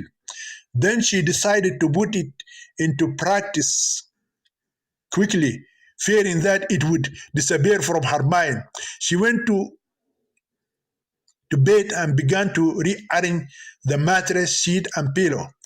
Once she successfully completed this task, she hid her weapon under the mattress and the pillow. After that, the so-called disobedient Muslim wife Intisar went to her corner and sat waiting for her sworn enemy, her alleged Muslim husband Hassan, to attack and try to rape her again. She is quite sure that he will come back and try to force her to surrender her body to him to satisfy his animal sexual instinct in it.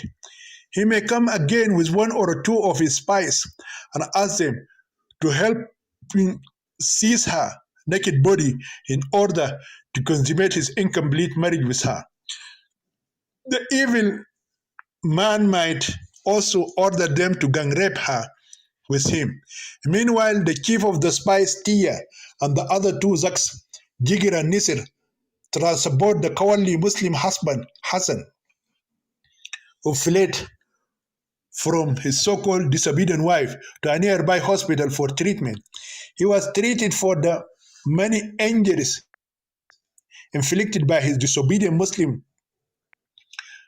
wife on his face, teeth, shoulder, and back. The groom Hassan told a doctor and some hospital nurses that he was severely beaten by his new bride Intisar on their first wedding night. No one raised the flag of suspicion because that is a common thing among newlyweds and brides in Sudan. After his treatment, the hospital staff allowed him to go home. Before releasing the injured groom, they advised him to refer his complaint against his violent bride to the police authority if he so wished. But the evil man decided not to go to the police.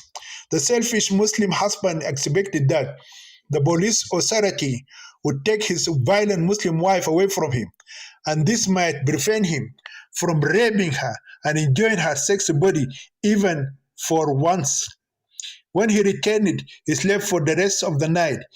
He may not have been able to sleep if he had not taken some sleeping pills.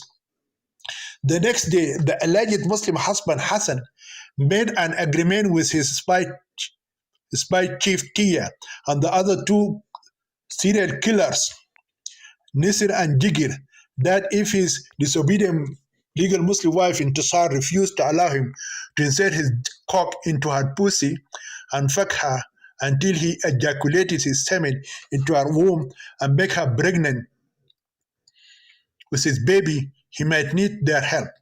The chief of spies suggested that the lawful Muslim husband who had been defeated for 2 nights by his dangerous pride either go with one of their own or take up a gun to defend himself against his violent, fierce Muslim wife. The evil man accepted the second advice and decided to take a big stick with him. He also asked his 3 spies to stand by in case of emergency. He had given them a secret word, and when they hear it, they must rush to his rescue. Then they have to help him overcome that violent and dangerous wife so that he can have sex with her hairy pussy by inserting his dick in it and complete their marriage together.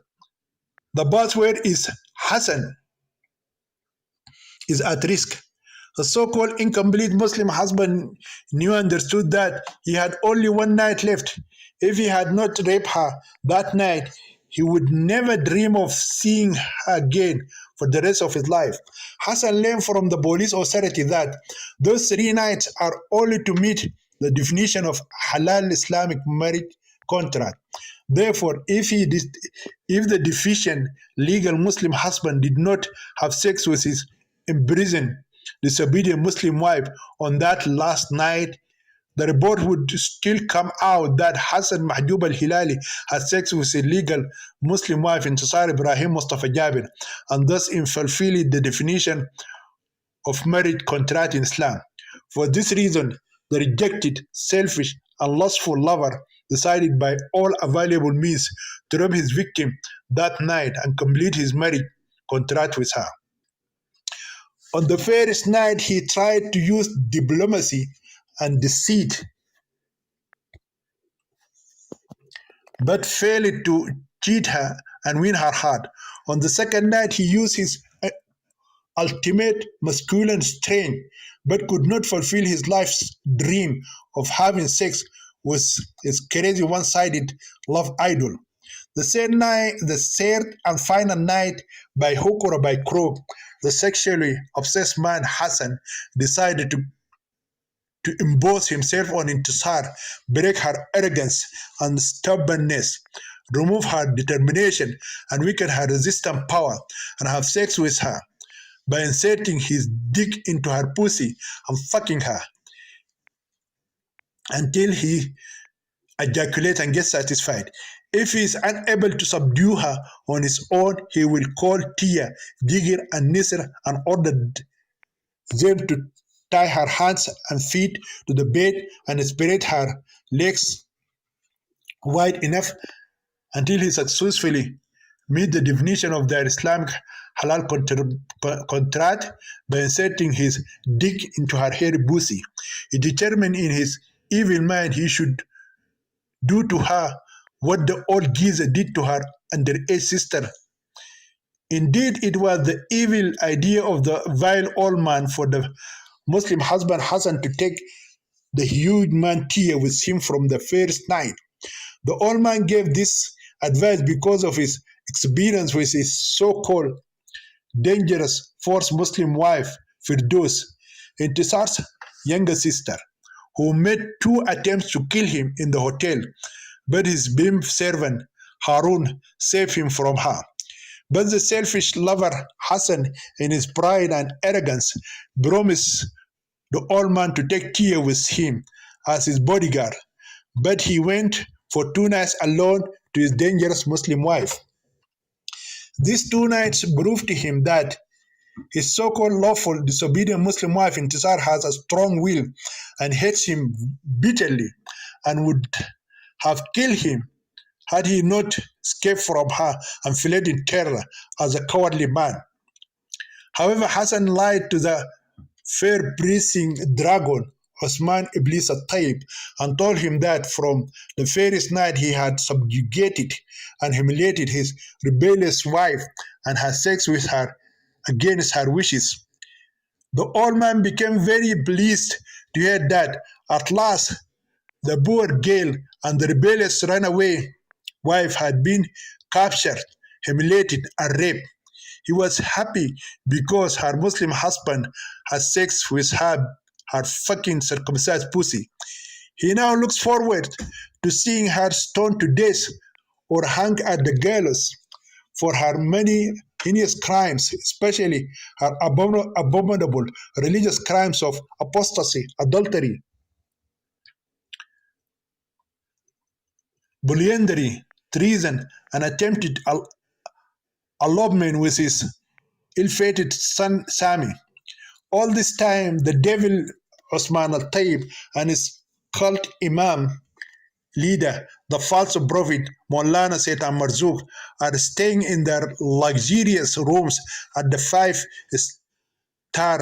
Sheraton International Hotel and happily, joyfully, and interestingly following the development of the suspected apostate Muslim woman's case, or what is called the dirty whore, the bored girl, and the disobedient Muslim wife Intisar. They both determined not to return to their home city of Al Gadarif until the damning whore is subjected to humiliation, rape, trial, condemnation, and stoned to death. Both evil friends also decided to take part in the stoning of the whore of Babylon, and together with other Muslims sent her to hell, where her damned sister Firdaus is now, and both of them burn in unquenchable fire forever and ever. Meanwhile, the imprisoned Christian bride Intisar has spent the rest of that night struggling with her fatigue, her wounds, the unbearable pain, and the lack of sleep. She is anxiously awaiting the return of the rejected coward lover to kill him for what he did to her. Many times she could not control her sleepiness and fell asleep. When this happened to her, automatically she immediately gets up and looks at the door. At the crack of the dawn, she fell into a deep and long sleep without her desire. Intisar was waken up by the old man when he came in the middle of the day. As usual, he put the old tray of food and collected the shattered and broken utensils. This time the old man looked pitifully at the completely naked teenage girl. She's sitting in the same corner where he saw her sitting before. A few tears fall from his eyes. He saw all her clothes torn and scattered everywhere and understood what a violent rape had happened to her during those 2 nights. But he picked up the broken pots and left the room without saying a word to the brutally wounded, raped, naked girl. The few tears of the kind old man remind Intisar of her late father. When her father Ibrahim died, she was 7 years old. In her heart, she wished her father had not died. If he was still alive, her criminal half-brother Omar would not have sold her into marriage as a slave girl to the evil man Hassan. Islamic law did not allow anyone else to marry her to any man except for her guardian, who would be her biological father Ibrahim. His sudden death brought great disasters to his family. His 2 daughters were treated like slave girls and were sold and bought in 2 Islamic halal marriages. Intisar once again remembered her late sister She concluded that the blood of her innocent sister Firdaus had brought upon her all the evil she had gone through and is still going through. She wept bitterly and begged her sister to forgive her for what she had done to her through her selfish love for the rich man's sons. Intisar regrets for the first time her irrational and hastily decision to continue her love affair with her lover, Sami, even though everyone tried to prevent her from doing so. Today, she envies her late sister because she did not suffer long after she was kidnapped, raped, and brutally killed. But after her escape from the verdict of obedience and arrest at the international airport, she suffered a lot and is still suffering. She paid dearly for her mad love. She eventually understands that she will lose her life because of her fruitless love for the rich man's son. Many people also expected that, including some of her family members, that she would run away from home and become a homeless girl and a prostitute and land in a prison or destroy her life and die like a stray dog in the streets. Nevertheless, the disobedient, apostate, and prison Muslim wife resolved not to go to the gallows until she had sent her sworn enemy to his grave before her.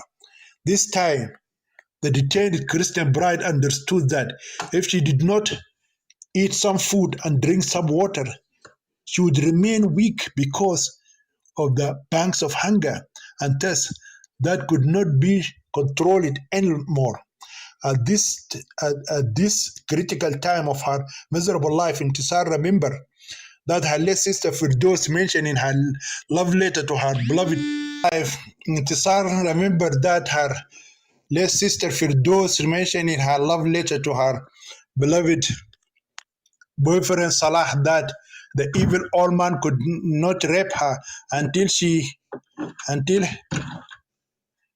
until he intentionally starved her to death and weakened her feminine strength of resistance. Therefore, she knew that if she did not eat food and drink water, the same evil would happen to her. So she got up to her feet and went to her new big tray of food and opened it. Within minutes, the starving naked girl swallowed whatever she found in it. She also drank some juice and water. She felt that her sight became clearer and that some of her strength was restored to her naked body, which was afflicted with many wounds because it was brutally beaten by the rapist, whose evil act was justified by the law of her country. The Holy Quran supported and encouraged by the law of his Islamic religion. In the Surah Al-Nisa 4 verse 34. After that, the said innocent girl Intisar went back to her corner and waited for her rapist Hassan to return. As usual, the hours dragged on one after the other, as if they were centuries, until it was time for sunset for the third day, which the so-called recalcitrant Muslim wife spent fighting against a usurper who falsely named her legitimate Muslim husband. At dusk, the imprisoned Christian bride Intisar saw the door open and the devil incarnate Hassan filling the room with his demonic presence. This time she saw half of his hideous face covered in a big bandage. In his right hand he holds a long stick. The alleged rebellious Muslim wife understood what the stick meant to her. Then her so-called Muslim husband walked direct to her and stood in front of her like Satan. She also saw him standing before her eyes like a demon manifested in terror in his ugliest form. Without saying a word, He raised his big rod as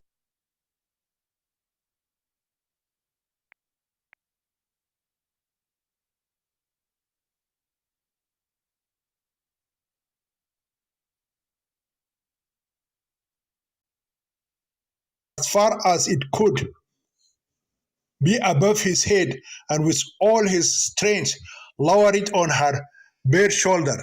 Intisar was terrified and felt unbearable pain and started screaming out loud. He raised his hand again and continued to beat her naked body mercilessly. With each blow, the flesh of her naked body opened, and blood flowed from it abundantly. She suffers from pain that no human can bear, even if her body is made of iron.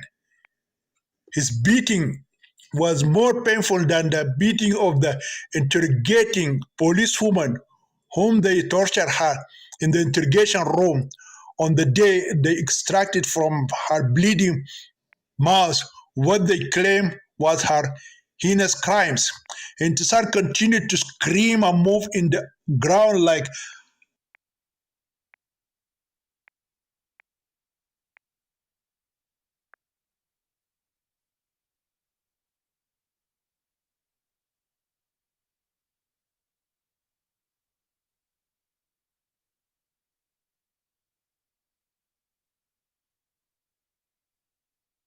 in the head.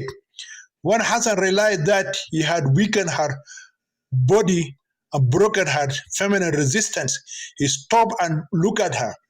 The third innocent girl in Tisar was still screaming and rolling on the ground like a young woman who had been stabbed all over her body with sharp knives before she was raped. Then the evil man opened his vile mouth and said to her, in a voice of an ogre, "You are like the disobedient Muslim wife who will not obey her husband unless he hits her with his stick, tames her with his whip, and then fucks her pussy with his phallus. Please don't hit me again," Intisar begged him while he was while she was screaming. "If you do not want me to go on with this severe chastisement, then get up from the ground and lay down on the bed and spread your legs and open your adulterous pussy for me so I could fuck you with my dick because I'm your lawful Muslim husband. I can't get up from the ground.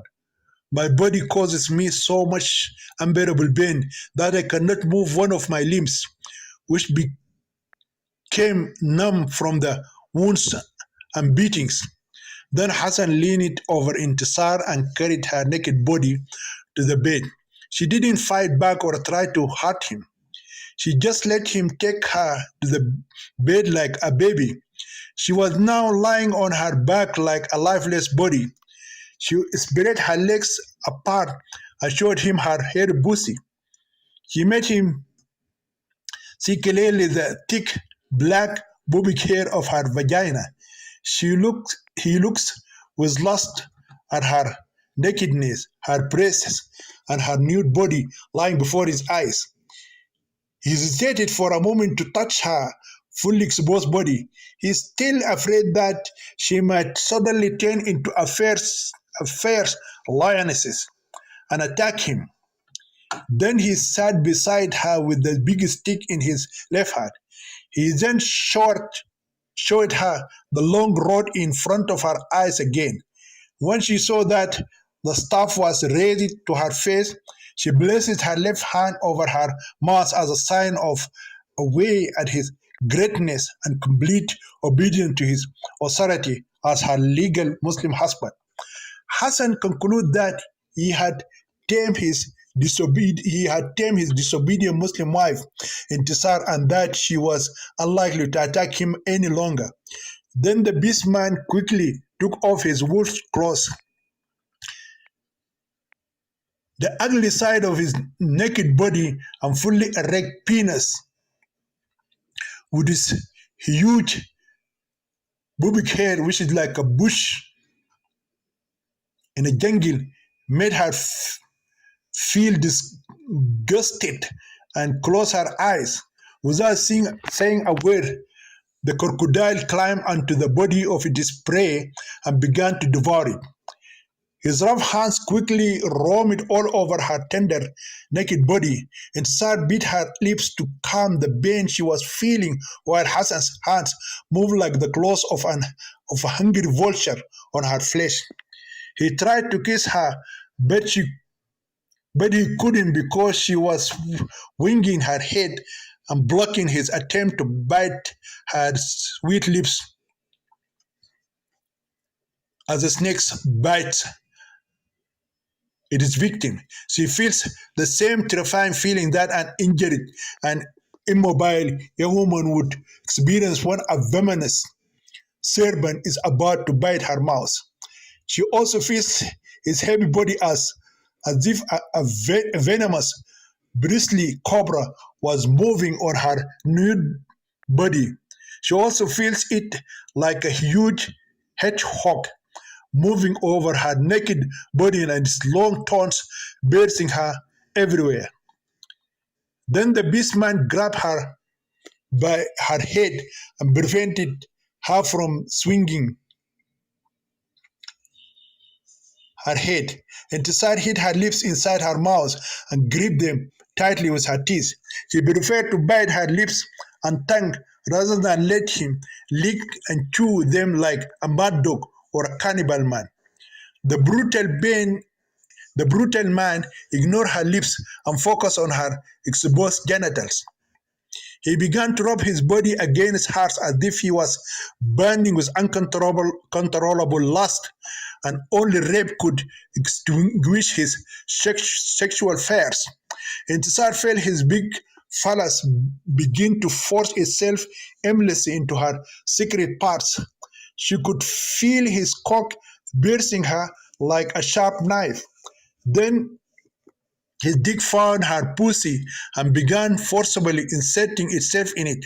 Intisar understood that it would not be long before the evil man raped her completely and emptied the filth of his semen inside her pure womb, making her pregnant, defiling her, and crushing her forever. So the imprisoned Christian wife decided to act quickly before her so called Muslim husband could rape her and discredit her holy body. Her right hand quickly crept under the mattress and the pillow and grabbed hold of her concealed weapon. Now the rejected, selfish lover Hassan is completely blinded by his lust. Intisar now feels his huge cock force it into her tight pussy and begins to go in and out quickly like a chainsaw, cutting her in half. This feeling gave her a painful and ugly feeling. Her hatred for him intensified. Intisar grabbed the knife and raised it above his head. Hassan did not see what his victim's hand was holding and what she was holding above him. Then the Christian bride closed her teeth tightly and plunged the knife deeply into his heart. The reaction of the rapist is like a camel being hit on the head with an axe before being slaughtered. He became frothing and foam came out of his despicable mouth like an ox from above her sweating body and Tsar quickly pushed his bleeding body. Then she got up and jumped off the bed. She picked up the knife again and removed it out of his heart. Then she started stabbing him hysterically in his stomach, chest, neck, face, head, thighs, legs, hips, and arms. With all this, she fears that the human monster will come back to life and continue to rape her. When the demon's body became lifeless, she grabbed his penis with her left hand and cut it off by her knife. Then she opened his foaming mouth and forced his bloody penis into his throat. The horrifying sight of his lifeless corpse with blood gushing from every part of his body, covered in many knife stabs, made her terrified and shiver. Then the brave Christian bride began to see that everything around her seemed to spin and move quickly. The third innocent girl inside Ibrahim Mustafa Jabir staggered backwards and fell unconscious on the ground and on the hard floor of the closet room of a disobedient house next to her burdened rapist, her alleged legal Muslim husband Hassan Mahjoub al-Hilali. Chapter 84. The murderous wife is locked up in solitary confinement. After the third bloody night in the house of obedience, the police authority transferred the unconscious wife to the hospital. The three spies are the ones who find out that she killed her husband on the last night. They reported the gruesome murder to two police guards. The dangerous and fatally disobedient Muslim wife remained in a coma for 5 days in the intensive care unit of Khartoum General Hospital. During those days and nights, her soul remained suspended between heaven and earth. On the morning of the sixth day, after intensive medical care, she came out of her long coma and was transferred to a small room in a wing for women prisoners. At first, the shackled prisoner could not clearly see the people around her. Gradually, she is able to distinguish between living and non-living things around her. The first human that she can see at the hospital as a black silhouette is a nurse. Until this time, the prison wife does not know where she is and what happened to her. It seems her memory is still not working properly. Then another figure of a woman with a huge body and a large and intimidating face appeared on her vision screen. She couldn't identify the one with that huge face, but it scared her to death. This face looks at her expectantly, but she looks at it as if it were the face of a demon. The nurse's face smiled at her, but she did not smile at her or show any response. Then the nurse asked her, "Do you feel okay now?" The imprisoned sick girl could not respond. Intisar heard the voice as if it came from another world. Then the nurse put her hand on her forehead and said, "I think you are feeling better today." Intisar felt the nurse's tender touch and responded with a faint smile. "Do you know who you are?" Intisar moved her head down slightly, indicating that she knew who she was. "You shouldn't force yourself to speak if you cannot talk yet. Relax and rest today, and tomorrow you will be much better, God willing." Even though the sick prisoner in chains closed her eyes, she could still see the huge face of the angry woman standing behind the smiling nurse. This frightening face seemed to be engraved into her brain, and nothing could erase or block it out of her life. Yet she could not tell who the angry woman was and why and how she could see her despite the fact that her eyes were now tightly closed. Intisar feels very nauseous and has a headache. Her lips are dry, as if she had not eaten food or drank water in many days. Her throat dried up and her tongue turned into white like a sheet of a paper due to thirst. Her stomach is empty, as if she had not eaten food for many days. She felt as if the hospital bed she was strapped to move with her body. Every part of her body caused her excruciating pain. After another hour, Intisar somehow regained her memory. Her memory began to reproduce the events of the nights of struggle and the deadly fight against her rapist Hassan in the house of obedience. She remembered her mortal battle with him. She also remembered that it ended in bloodshed. At first, she did not know if she had defeated him or if he had raped and defiled her body. She could now recall that there was a stain of blood and of blood smear everywhere in the slaughter room where she had been locked with him for 3 days. Yet her memory could not reproduce the horrific sense of the of the honored killing of the corpse of her sworn enemy. At first, the imprisoned bride after that, the imprisoned Christian bride stayed in the hospital for another week. During her hospitalization, she was chained to her bed with heavy chains. Immediately upon her release from the hospital, the imprisoned murderous wife, who became widow, was transferred directly to Kobar Central Prison for Women. This time she was kept in an isolation cell for precautionary purposes. Her murder of her legal Muslim husband Hassan had led her being labeled a highly dangerous suspect with strong tendencies to kill other inmates in prison. During her first prison term before killing her sworn enemy Hassan, Intisar stayed in a barrack inhabited by female criminals, which was crowded with many suspected terrorist women from the Muslim sisters, which are called Akhwat Nusayba. Some of them are female detainees under investigation, and many of them are convicts.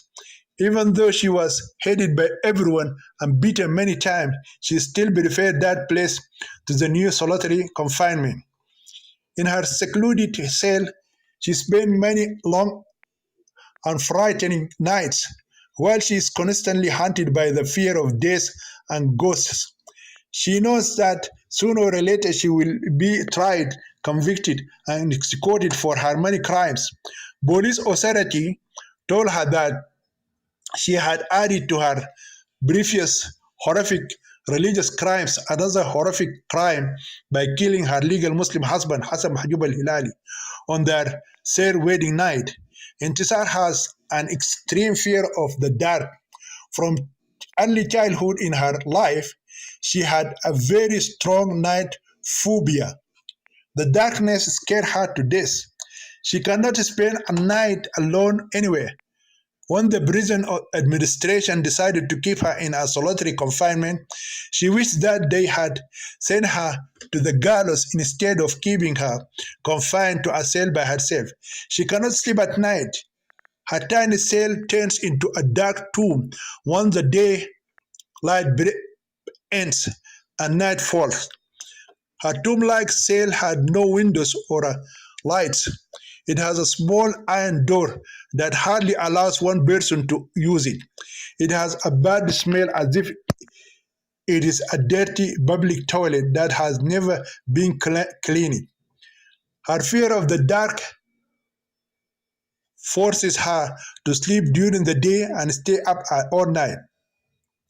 In the midst of her misery, ordeal, and suffering, the imprisoned Christian bride Intisar sometimes comforts herself by remembering her handsome Christian husband Sami. Although their past together was full of tragedies, constant abuses, persecutions, and suffering, those few days they spent together during the nights of their honeymoon were incomparable to any happiness she could dream of. Together they rose into the sky of euphoria, joy, and sexual pleasure and happiness. They transcended their earthly life and went to another and different world. They felt as if they had traveled to another planet in another galaxy. Their strong and sincere love for each other made them travel millions of light years and land on the surface of a distant planet filled with happy and righteous people who do not know how to harm others or commit crime sins. They're angelic people. Every female on this wonderful planet is like the beautiful Coptic girl Suzanne, and every male is like her handsome lover Sami. There is no one who is filled with injustice and evil like the old hangman Osman al-Tayyib, or consumed by selfishness and wickedness like the rejected lover, the murdered rival Hassan, or the man of evil and sin like Imam Sheikh Marzouk, the notorious witch doctor Haj Muhammad, the corrupt politician Mahjoub al-Hilali, or the dangerous criminal rapist her half brother Omar. The memories of the wonderful days she spent with her holy Christian husband in the hotel and in the residence of the kind Coptic family kept her alive in prison. At least her lover Sami managed to escape the horrific life she lives now in prison and shackled in the kingdom of Tartarus. She knows that sooner or later she will be tried and found guilty of these supposed charges and crimes and will be sentenced to death. Then she can die and get out of the democratic republic of Satan. She hopes that this period will not be long before they convict and kill her. As soon as she was released from the hospital, the imprisoned Christian bride was interrogated and tortured in the interrogation room for her new accusation of killing her so-called legal Muslim husband Hassan. She was not considered that she killed her rapist in defense of her honor. Intisar confesses her crime and tells them how and why she did it. She told them that if he came back to life, she would kill him again and again. The Christian bride in prison in her solitary confinement always remembers how she managed to get rid of her evil rapist and his persecution forever by turning him with her fatal stab wounds into a dead corpse on the bed in the house of obedience. She was a relief to remember that the rejected, selfish lover, stalker, had such horrific end on her hands. She knew she wouldn't even dare kill a chicken, but he forced her to kill him. She had to either kill him or let him continue to rape and beat her to death. She changed the third fate of her innocent late sister Firdos. Instead of raping her to death, she killed her rapist. She wishes that this would be the end of every selfish lover and evil rapist like Hassan. Anyway, a whole month has passed since Intisar spent those 3 terrifying nights with Hassan in that house of obedience, of rape and death. Nothing remains of her but a skeleton like a shadow. She became emaciated, thin, and weak. Intisar lost a lot of weight during those horrible days. She rarely eats food and drinks water. Only when she could not bear the pangs of hunger and thirst did she force some pieces of bread and a little water into her empty stomach. She didn't get a chance to wash her clothes, clean her body, or brush her teeth. Nor was she given a dress or a prison uniform to change into her dirty clothes or comb her unruly hair. They are holding her in a solitary confinement as if she were a mad girl or a female Tarzan came out of the jungle. She lived for a survival instinct. She could not differentiate it between day and night in her dark and isolated cell. He had not seen the sun since she was taken out of the hospital and thrown into her dark grave-like cell. A prison female worker comes every day and brings her some food and water. She pushes them under the iron door. They feed her like she's a rabid dog, a lunatic woman, or a dangerous criminal. There are no windows or a ventilation in her dark cell. It is so small that Intisar cannot stretch her legs when she sleeps. It smells terribly bad. Only once every 2 weeks, a female sweeper comes in during the day sometimes and cleans it. Every so often, the sweeper looks at it from the outside and goes away without cleaning it. Since the fateful day when the so-called disobedient Muslim apostate wife Intisar, who became an unclean infidel Christian bride, was arrested at the Khartoum International Airport, no one has come to visit her in her dark grave inside the woman's prison. She's as if a space alien creature came from another planet and landed on Earth. The detained Christian bride does not know what happened to her good friend Suzanne and her loving Coptic family. Why didn't they come to see her in prison? Are they afraid that the police will hold them responsible for her apostasy from Islam and her conversion to Christianity and the secret Christian marriage? They may also scare to be held responsible by the police for encouraging her to fake an Eritrean nationality, the forging of her immigrant travel papers, and her attempt to escape from her country. The only person who wrote her a short letter and expressed his deep regret and sadness for what happened to her was the friend of her lover, the recognized Sudanese lawyer Salah. In his letter, he also asked her to allow him to represent her in court as her lawyer. Where is her other dear friend Muna, her sister Badriya, and the good citizen Walid Hamza? Where is her Muslim mother Sarah? And why does her sister Farida not write to her and not come from Abu Dhabi to Sudan and visit her in prison?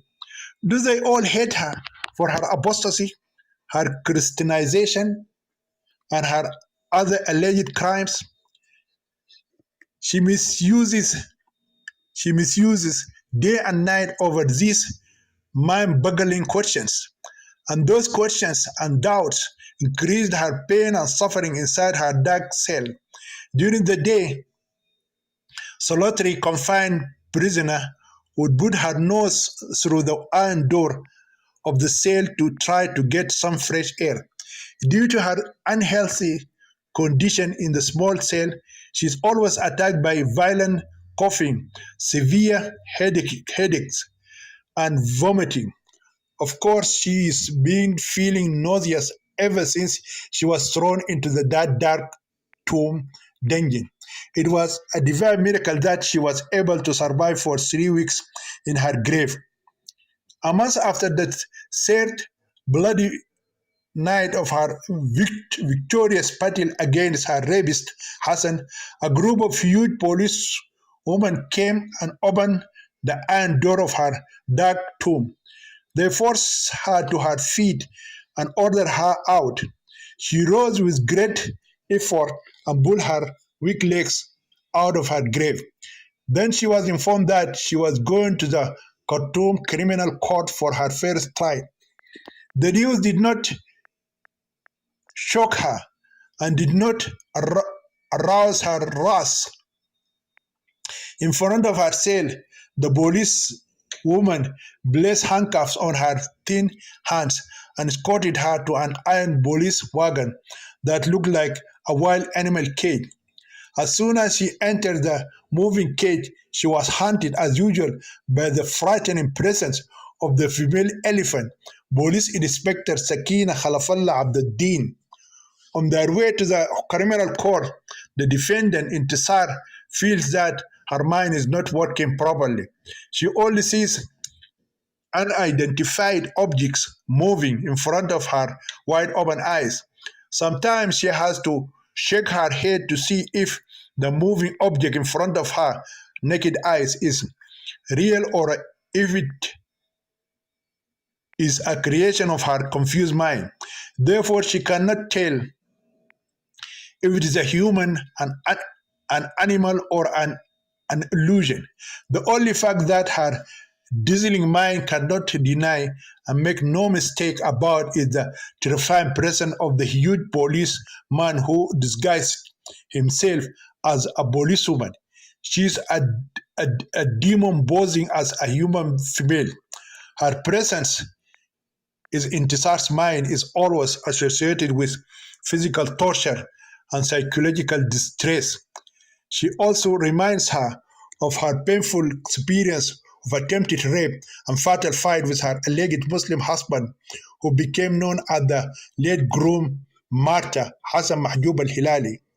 Many people believe that he died as a Muslim martyr of love, and now he is living in paradise enjoying fucking the buses of his 72 virgins of heaven.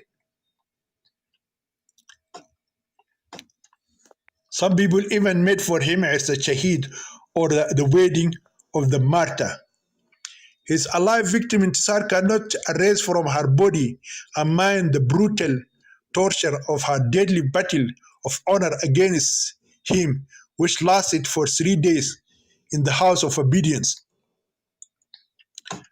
As she sat next to her cruel guard, the female elephant Sakina Khalafallah Abduddin, the imprisoned Christian bride Intisar could hear the snoring breathing coming out of those big nostrils like the hot steam coming out of a monster truck engine.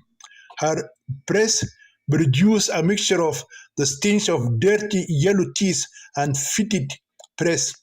Her big, heavy hand rests on the lap of her prisoner as if a cobra is about to bite if she tries to move or escape.